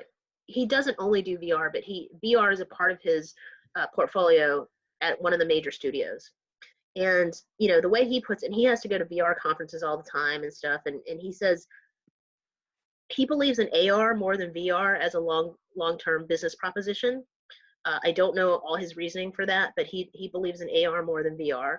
And he believes that he understands it, but he doesn't really understand the business model. And for his studio, they only will do VR based on well-known IP. So this isn't I'm not going to name names, but like, and this is not his project, but like, let's say he doesn't work at this place, but let's say they would do VR for like the Star Wars VR or something, because it's a well-known property and people would come for that VR experience. VR is not really in homes right now, like it is to a certain extent. And by the way, I'm only parroting back what I know from my friend who knows this world a lot better. It's more of a, go to a facility experience. So like you're going to like an arcade or something and paying, $10 for this VR experience or whatever that is. And that's kind of a business model. But I think for their studio, they did a VR thing, a VR piece that was a complement to a well-known movie, and it took them a lot longer to make their money back than they thought it would. So, I know people are doing VR, and there are VR companies around here, but I don't think either one of us really understand what those business models really are. And obviously saying like VR, like I don't know if that's like 15-minute VR film, a VR film based on Star Wars or whatever that is. But I think in the mainstream marketplace, I think VR, according to my friend, is again, extending existing IP into the VR space. But yeah, people are doing it, just like people are doing independent film, and I don't have a handle on the tens of thousands of independent film projects out there being made on different scales, from someone's iPhone to it being a multi-million-dollar independent film, a free independent film versus a multi-million-dollar independent film. I don't have a sense of what is like a $5,000 VR project versus like, a $5 million VR project. So, but I think in the mainstream space, popular conception at this point is still that VR is going to be undertaken by studios when it's based on one of their properties that they're trying to extend. Is that the answer? Yeah, that's great. Thank you. Sure. Great. Can we just look at Richard Buzzell's question? Richard's had to leave early, but he's hoping we could have a look at it. Sure. Richard's question is regarding a Time's Up script. Took me a little while to understand what that means, but it's Time's Up with the hashtag. Yeah. I have a Time's Up script, Time's Up movement script about a young woman who has to deal with exploitative behavior when she gets a bit part in a movie with a famous comedian. Does this sound like a premise that would be worth spending money to pitch? So I think, yeah, I think there's a lot of, I think Time's Up is definitely in the zeitgeist, and people are passionate about continuing to tell stories, again, about diversity and inclusion and topical movements like Time's Up. That being said, Hollywood is generally hesitant to do movies about entertainment and about Hollywood. So if it's a movie about a movie, kind of, so this is, she gets a bit part in a movie with a famous comedian.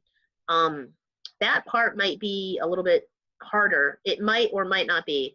Obviously, Tootsie, for example, got made, and it's, it's not that dissimilar to what Richard is talking about here, because Dustin Hoffman's character was an asshole, and only by playing a woman does he become a better man, right? That's it's not. Tootsie is certainly what I thought about when I read this question. Hollywood somehow, and I've never totally understood it, has an aversion typically to movies about movies. So I think this has maybe something like the first part of it, it's about Time's Up. That made me interested, and then the part about it being, a bit part in a movie got kind of offset my initial interest.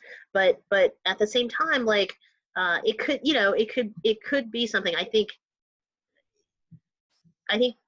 probably 50% of people are going to be turned off by the fact that this movie is kind of a movie about Hollywood in a way, and then 50% of people might be very intrigued that it is tackling the Time's Up movement, and it is a reflection of what is going on in real life. So I think movies that are reflections of what is going on in real life are almost always going to intrigue people because we feel like we're all smart and sophisticated for doing a movie or a TV show that is a reflection of real life, whether that be, really real life, like, a movie like Recount or Game Change at HBO, or, even a movie like, a TV show like The Good Wife, which is a reflection of, you could say Hillary Clinton and Huma Abedin, right, with the kind of the cheating husband and the wife who's got to get over that in the public eye.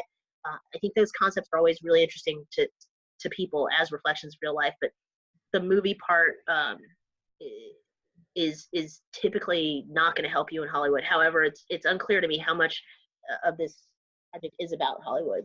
So yeah, I mean, I think, is it worth spending money to pitch? I can't say that it's not, but you have my caveats.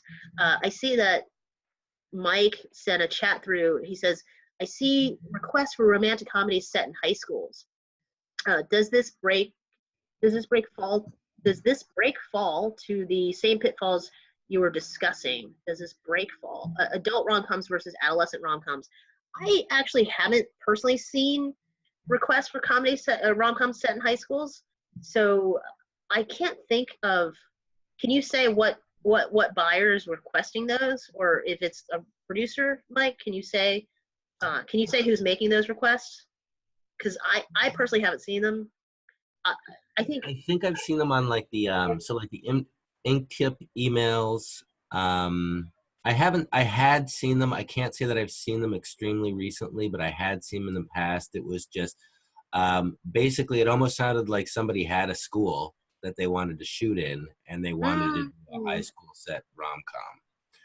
And I just wanted sorry about that. It was a horribly worded question, but I just wanted to see if you thought that there were any difference in the rules between adolescent rom-coms and adult rom-coms. Yeah, very interesting. So now I'm curious to see if this is connected. You should Google, I'll type the name here, Jeremy Garelick.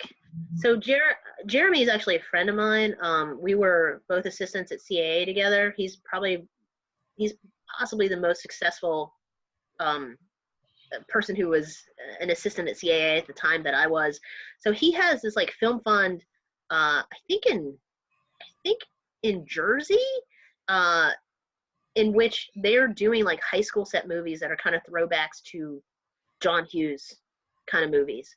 And it's very specific. I don't know the whole spiel. So if you Google it, I think it's called like American High or something like that. I wonder if the person posting was actually trying to get stuff for Jeremy's Film Fund initiative thing. I think Mike Lobel or someone is doing this with Jeremy. But I know it's Googleable. I haven't.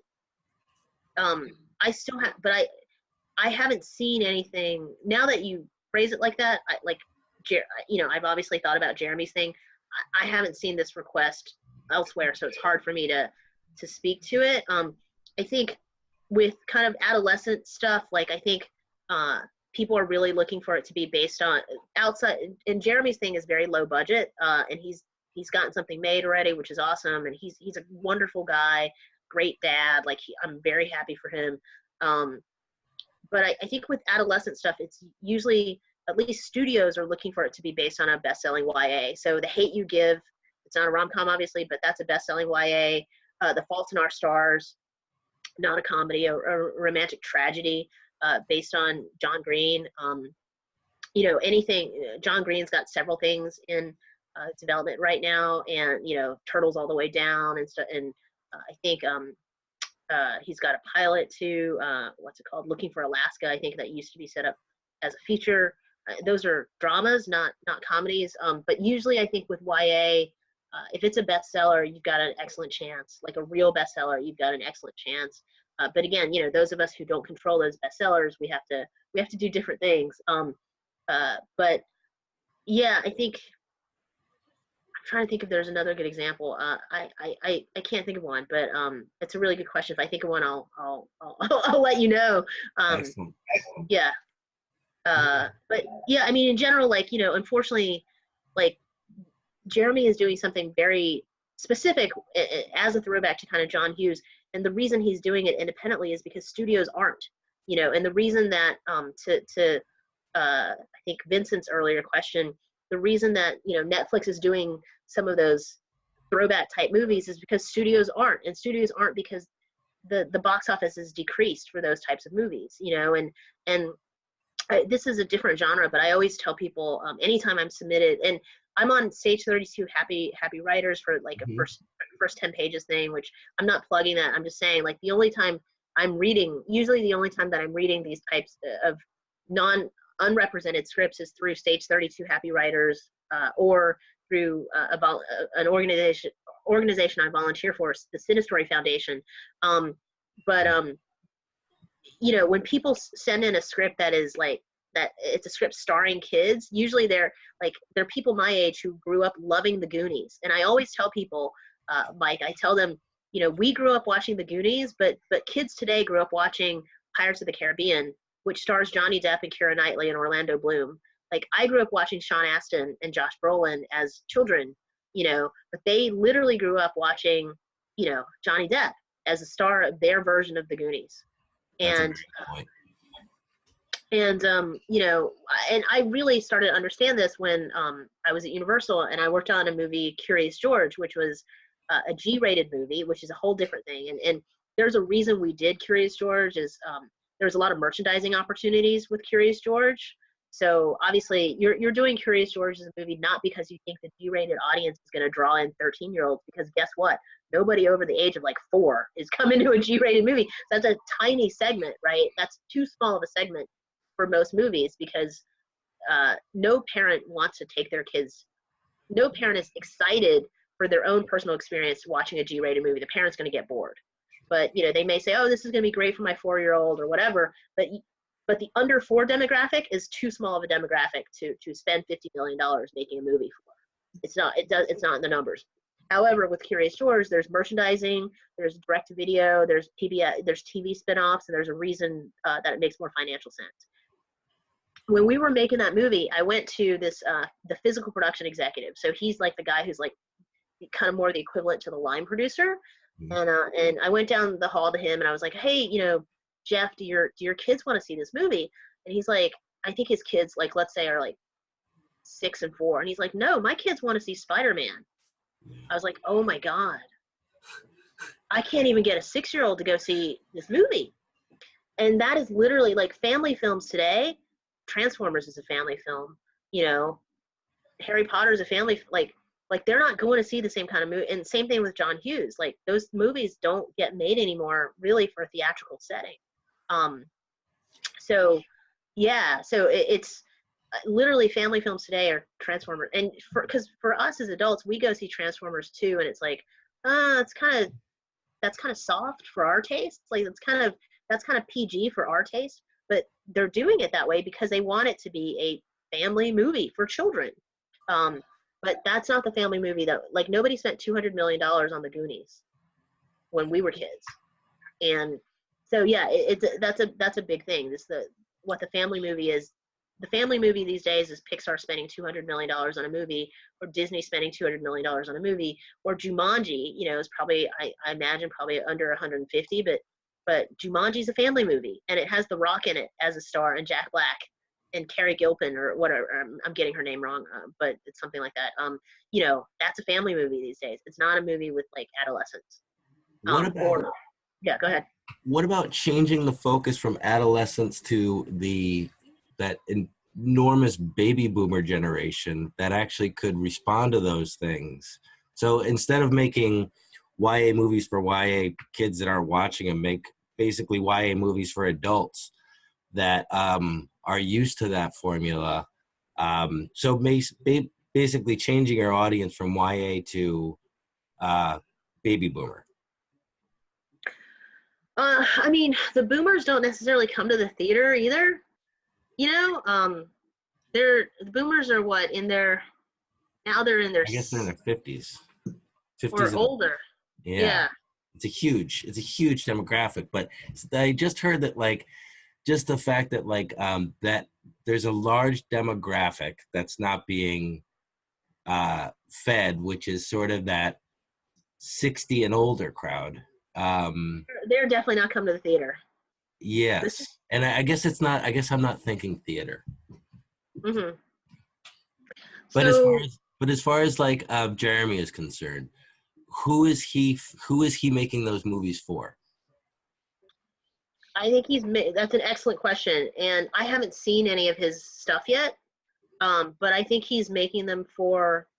I mean, he's making them for people who are nostalgia freaks like we are, Yeah. or like he is, and I think he's hoping for the 40 somethings who have the same nostalgia, and the 20 somethings or teenagers who are the same age as the characters. That makes But sense. that's a great question. I mean, that is a great question. It's a question that a financier has to ask, right? And because if I'm not making the movie for somebody, then I'm not making my money back. But I haven't looked at his stuff to know. But I knowing Jeremy and knowing, like, I'm sure he wants to make people like us who are who for whom it's nostalgic also happy. But that's usually the nostalgia audience is usually not a big enough audience to go for. However, Ready Player One was all about nostalgia, and it was, but hopefully it was action packed enough that multiple generations can go. But certainly, 20-year-olds are not nostalgic for Atari the way that 40-year-olds are nostalgic for Atari. So nostalgia is actually a thing right now. All the Stephen King stuff is also nostalgic. Stranger Things is obviously nostalgic. So nostalgia, I think, over the last 2 years has been a bigger thing than it has been from the last 15 years prior to that. That make sense? Totally. I'm going to mute myself so you can talk to other people, but that was No. great. Thank you so much. Excellent question, Mike. Where are you, Mike? What state are you in? Can you say? I'm literally on an island off the coast of the country. I'm in Newport, Rhode Island. Oh my gosh. Okay, I didn't expect to go there. Rhode Island is the only state on the East Coast I've never been to, and two of my best friends went to Brown. But yeah. Oh, there you go. Newport's very pretty, but it literally, it's an island. I live on an island. Okay. No complaints. No complaints there. Awesome. No, your thinking, Mike, is very, very professional. Honestly, when you say who is he making that movie for, or making his movies for, that's the exact right question you should be asking. It's very, very sophisticated question. And yeah, I think you're right. I mean, there is an audience of baby boomers that is probably underserved, but they haven't. The reason they're underserved is because this is this is a bit of a circular argument, but the reason they're underserved is because historically they are not showing up to movies. Can you argue, well, they're not showing up to movies because we aren't making movies for them? Yes, you can argue that, but and people, when they're going for like an older audience, somebody always brings up The Great Marigold Hotel. Well, that movie was financed primarily out of the UK, but and yeah, that movie overperformed, but we haven't. I don't think theatrical research shows that, and I know you said you're not really talking about the theatrical, but theatrical research doesn't show that 50 and 60-year-olds are first weekend moviegoers. And yeah, maybe if we were making more stuff for them, they would be, but there's not enough research saying that if we spent $100 million making movies for baby boomers, that they would actually come to them. And frankly, I go to less movies these days than I used to too, right? For all the reasons that everybody does. I do too. I definitely do too. And I've worked with people like on, as a consultant, like who, they're probably around my age or maybe a little older, maybe mid 40s or something, or maybe a little bit older than me like that. And, they're like, nobody makes blah, blah, blah movies anymore. It's like, well, what's the last one they did? And it's like this guy was like, nobody makes sports dramas for theatrical. Disney used to make sports dramas for theatrical, and they don't really do that anymore because they're just not performing. And Disney made a couple of sports dramas like $1 Million Arm and can't remember, I think it was a Kevin Costner like runner one, like a one-word title one, and they both test screened. So the focus groups and stuff, like market research, they test screen like 95 or something, which that's like 95% of the people love the movie basically who went to the test screening. Nobody came to see them in the theater. And so they're not going to keep making those movies if nobody comes. And so I have this client from several years ago who's like, I love sports. And this guy was very Christian. And so he kind of likes PG type movies. And he's like, I love those movies. Like, where are the movies like The Natural? And I was like, well, did you go see $1 Million Arm and whatever the other one? He's like, nope. like, well, you're the problem. You're the reason they don't make those movies anymore, you know? And so there's also that, like, but you know, is Netflix gonna make movies for boomers? If their streaming numbers show that boomers are, or if their analytics show that boomers are consuming their product, then they will make a business decision and say, we want more more content that serves this audience that pays for our streaming service. If their streaming numbers don't show that, they're not going to do it. So you know, it's an interesting question. And you know, CBS obviously on TV has the oldest demographic. You know, will, in terms of TV, I guess it'll go where CBS will go where their viewers go, you know, or where their viewers are. So I guess I don't really, if you're not talking about theatrical, I don't really know what else there is besides TV and streaming. And Netflix is so analytics based. They would, if they're like, we need more stuff for boomers because boomers are canceling and saying that they don't have enough product for them, they're going to address that need. You know, they really are. And CBS doesn't really do movies of the week or anything. So, you know, I don't know where else that rom-com goes. I'm pitching features to production companies that make movies, so I'm not quite sure what I'm talking about either. Okay. You know, I mean, that's the avenue that I'm going down with what I'm writing. So. Yeah, I mean, yeah, you only, if you're pitching movies, you have made for TV, you have, you know, streaming, and you have theatrical, and you do have indie, but, you know, we talked about that already too. So yeah, you're thinking the right thing to figure out where you're trying to sell to. Hernan says, what advice would you give to foreign writers who've been produced in other languages and want to make the jump into English speaking market? Is it essential to be based in LA? No, it's definitely not. I think the advice I would give you is to have your movie in, have your foreign material, you know, have your movies in major film festivals like Toronto and Cannes. And, you know, when your movie is in Toronto and Cannes, and you know, I used to see 30 movies a year in Toronto when I had a company that would pay me to go to Toronto. And, you know, I would check with the head of acquisitions or the acquisitions executives at the studio who track foreign movies all year, or always, to see, you know, which one should I go to.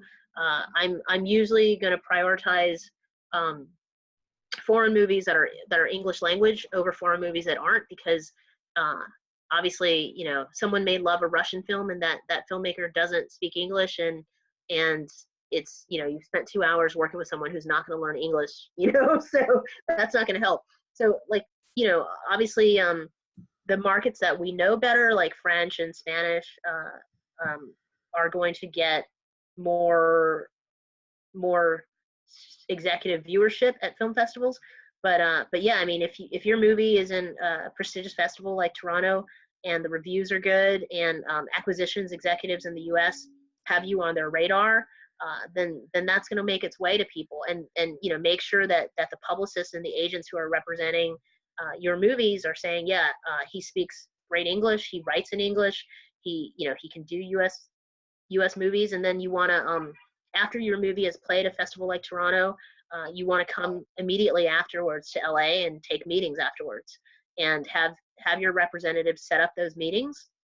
So, you know, so basically, like, if Toronto's the first couple weeks in September, you're maybe the last week in September, you're in LA taking meetings, and people are, and you're, whoever's setting those meetings, your agent, your sales agent, your publicist, whatever, is going to call studios and producers and say, his movie was just in Toronto, I don't know if you saw it, here's a screener, or here's a Vimeo link, here's the Hollywood Reporter review, his English is excellent, you should definitely meet with him. And you're going to get that meeting, and that's going to be the start of a relationship. And they're going to say, you know, I loved your Spanish language movie or whatever, please, you know, keep me in mind when you write something that is appropriate for my studio or my production company. You know, you have people like Susanna Bier, who, you know, is considered a world-class filmmaker, or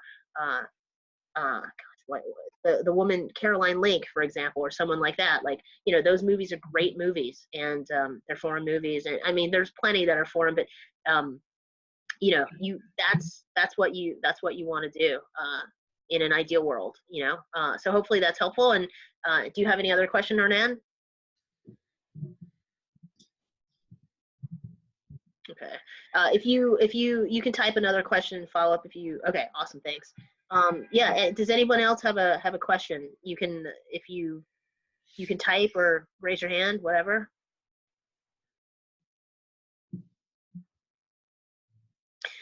Well, I want to get into, I know it's been a while now, so we should wrap up soon, but I want to get into something that I brought up at the start of this, and something that's really frustrating for me is, you know, people who get notes and not and can't interpret those notes for multiple reasons and no fault of their own. One thing, you know, that I think CJ and I both get frustrated over is all the stuff we read when people are so worried about formatting, for example. And sometimes I think they're working on format, they're so worried about formatting instead of story because of a bad coverage they got, or because of the echo chamber of other people talking about how executives throw scripts away if there's bad formatting or bad mechanics or whatever. Again, when I'm reading stuff for Stage 32, Happy Writers, first 10 pages analysis, like sometimes the formatting is so terrible that you know, it's embarrassing, and it's like this person is submitting me a script when they've never even read a script in their lives, and it's almost like just insulting that someone thinks so little of other screenwriters that they're not gonna and I'm not a screenwriter, so like I'm kind of insulted on their behalf that someone is just really that disrespectful of what the craft really is. But overall, like, I don't care if you have misspellings, or, I mean, obviously if you have so many misspellings that, in the same way, if you go to a great restaurant and there's like steak is misspelled somewhere, you're like, oh, that's a printer error. Who freaking cares? The steak is delicious. But if every word on that menu is misspelled, then you're going to say, man, these people, like, they're not pros, you know? It just gives you a bad first impression.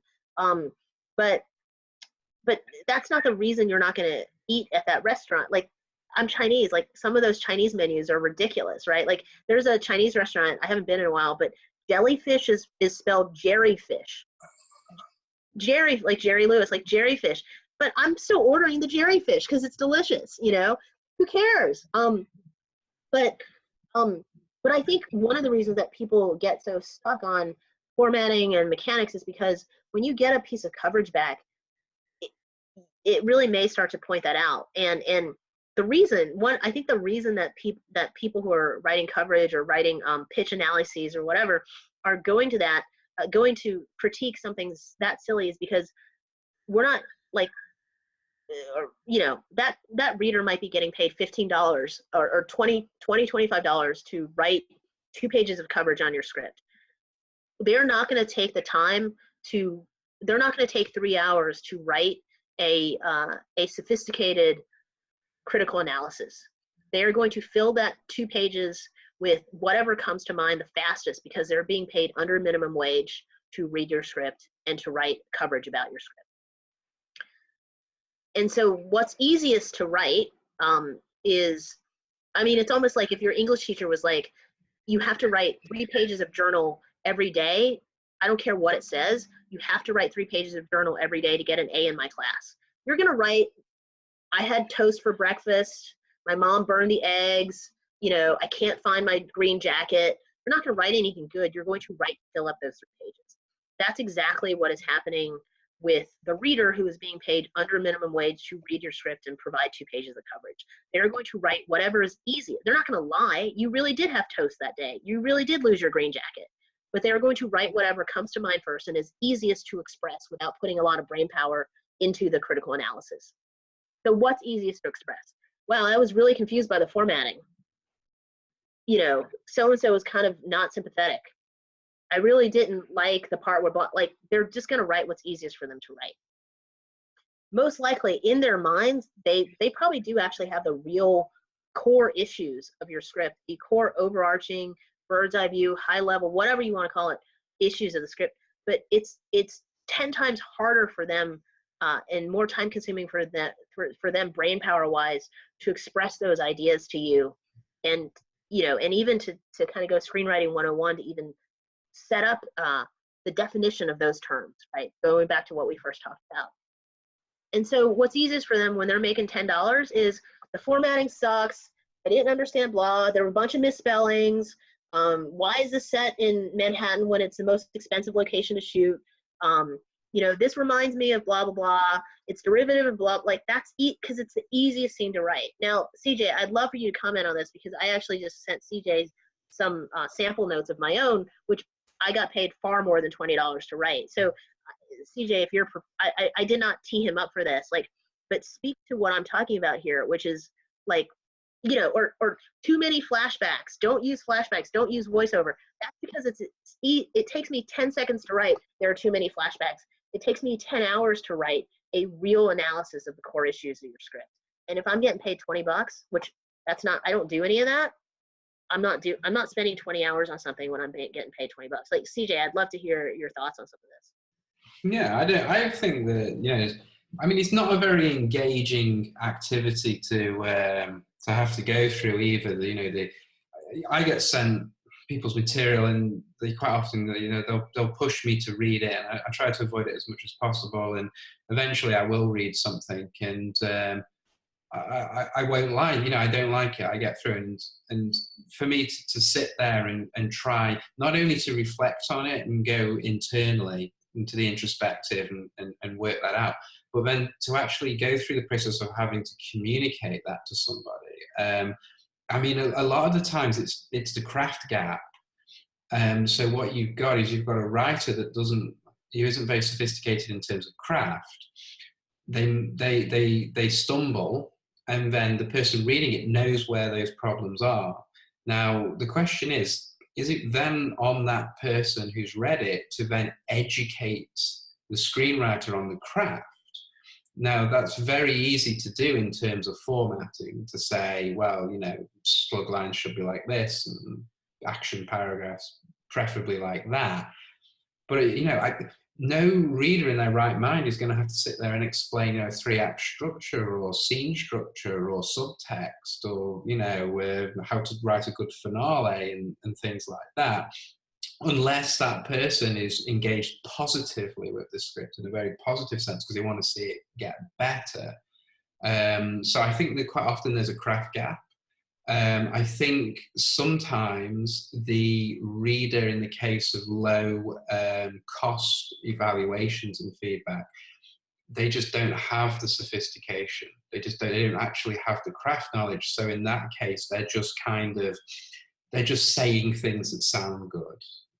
We had the example earlier, and I'm not suggesting that this is specifically the case where that reader said, this has tremendous commercial potential. But that's an incredibly strong thing to say, but these low-cost readers will just spit this stuff out because it sounds powerful. And I think they'll do it with negative stuff as well. Now, when Regina sent me this analysis, this real coverage, I've never seen anything like it before. As someone who, has only ever seen the... Those were notes, CJ, not coverage. Those were actually development. It was, incredible, because it was, just this full report, this full breakdown, suggestions, reasons for those suggestions, even going to the point of considering different viewpoints. So not necessarily going down one road, but actually saying, well, we've got 2 roads here to consider, and maybe we can't take both, or maybe we take a compromise. It kind of blew my mind to see that. And at no point was it petty, vindictive, vague, superficial. None of that was there. And so those notes, by the way, so the notes CJ is referring to, that took me, it's been years since I wrote those, but it probably took me 3 or 4 days. And usually, it's like you read it again, and then I'm probably spending 2 days with the exception of, eating, sleeping, and showering to write those notes. And I'm not getting paid $30. I'm getting paid a lot of money for those notes. But when I'm a studio exec, or when I'm a production company exec, or I'm the producer or whatever, I'm doing that for free because, you know, I'm sending you those notes so we can be successful in this project together. And, you know, I'm not, yeah, it's certainly as a studio exec, I'm doing notes like that on projects that we have bought. And that is our part of the responsibility, right? We're paying you we buy your script when you're the writer, we buy your script, and then we pay you a rewrite fee. And in order for your rewrite to be productive, we have to do our part, you know, as a salary studio exec.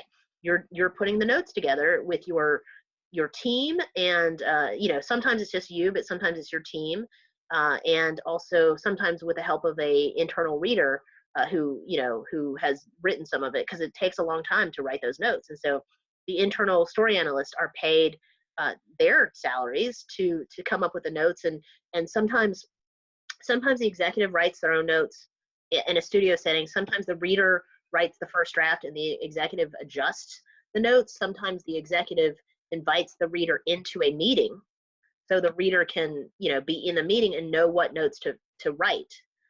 So there's different ways to do that, but that is our response. If your script has been bought by the studio, that's our responsibility to give you the notes, because we're paying you rewrite it, and it's our job to give you our, you know, our direction so that your rewrite is accomplishing hopefully what we both want. And but you know, like my point in giving like CJ a sample of some of the notes I've written for a production company is that the time it takes someone to write real notes is far greater than the 30 minutes that someone getting paid $30 is spending on writing notes. And that is why these I really believe that's why the you know, the $100 notes or coverage memos or whatever you're getting, you know, why is there a song here? This is lazy writing. This is too, I couldn't follow the blog. I mean, it's all fairly generic because you're filling up 2 pages to get your A on your English paper or to get your $20.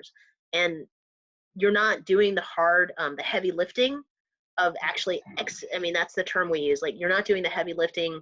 You're not doing anybody's heavy lifting for $20.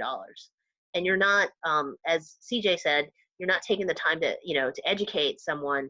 And so I think every reader is probably thinking, God, if I could just get on the phone and spend 10 minutes, it'd be easier than me having to write this freaking thing, you know.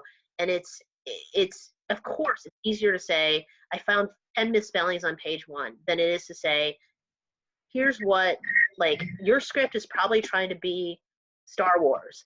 And in Star Wars, it was so effective because we told blah, blah, blah, blah story. We went from this scene and established the villain, established the villain's plan, established the rebellious plan.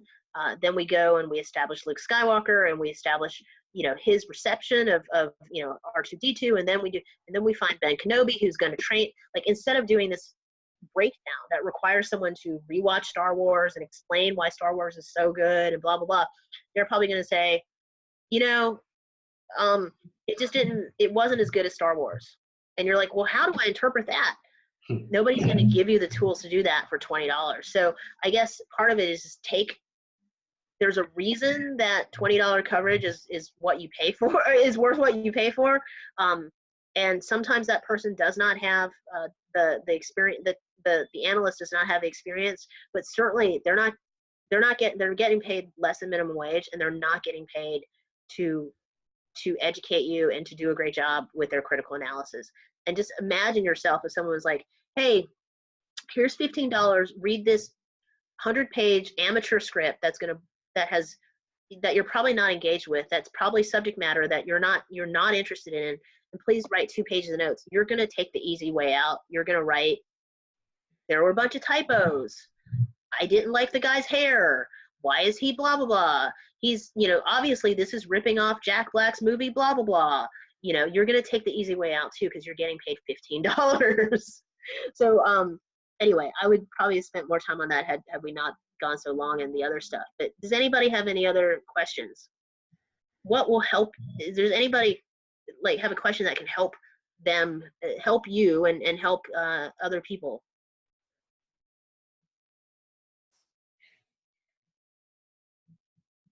Hmm. Yeah, I mean, I think the other thing to say is like, don't take advice that is not relevant to you. So if you're not writing for theatrical, like the way that, Mike said, I wasn't really thinking about the theatrical. Well, what Mike needs to do is figure out what market he is thinking about and to understand that market, and don't take any advice. If Mike is not writing for theatrical, then Mike doesn't need to take any advice from people who are writing for theatrical. And, when I first met CJ, he was in, he was in a mode when he was focused on short films, to my knowledge. And so CJ, and not selling to Hollywood, so at that point, and now CJ's got a different focus. But at that point, CJ would have been foolish to take advice from people who had a different golf game or a golf hole than he was aiming for. So try to, but that also means that you have to understand what market you are developing for, so you could figure out how to develop for that market as successfully as possible.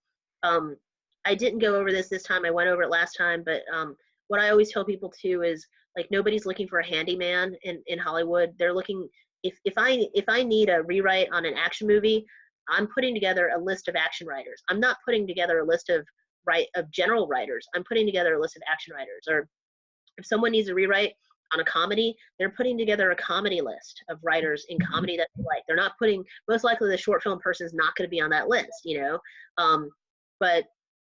so figure out one or two, in my opinion, related genres that you're really going to excel in, and be that guy, and get on, the horror movie list, or get on the Pixar list, or get on the adventure film list, or whatever. Like, nobody's looking for he's okay at 6 different genres, but he's not great at any, because they're hiring you to rewrite a script or to write a script in a genre.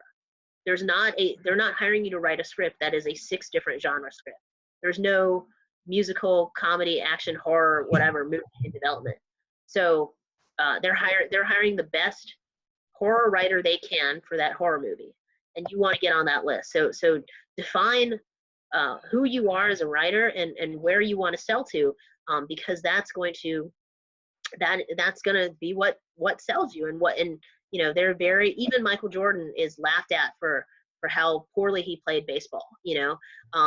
So even potentially the best NBA athlete did not really succeed in a second sport, and that is, that's you as a writer. Like, you don't want to be the guy who is okay at 5 different genres, but is not going to get the rewrite job in any of those genres. If that's the market you're heading, if you're trying to sell to a defined marketplace like Hollywood.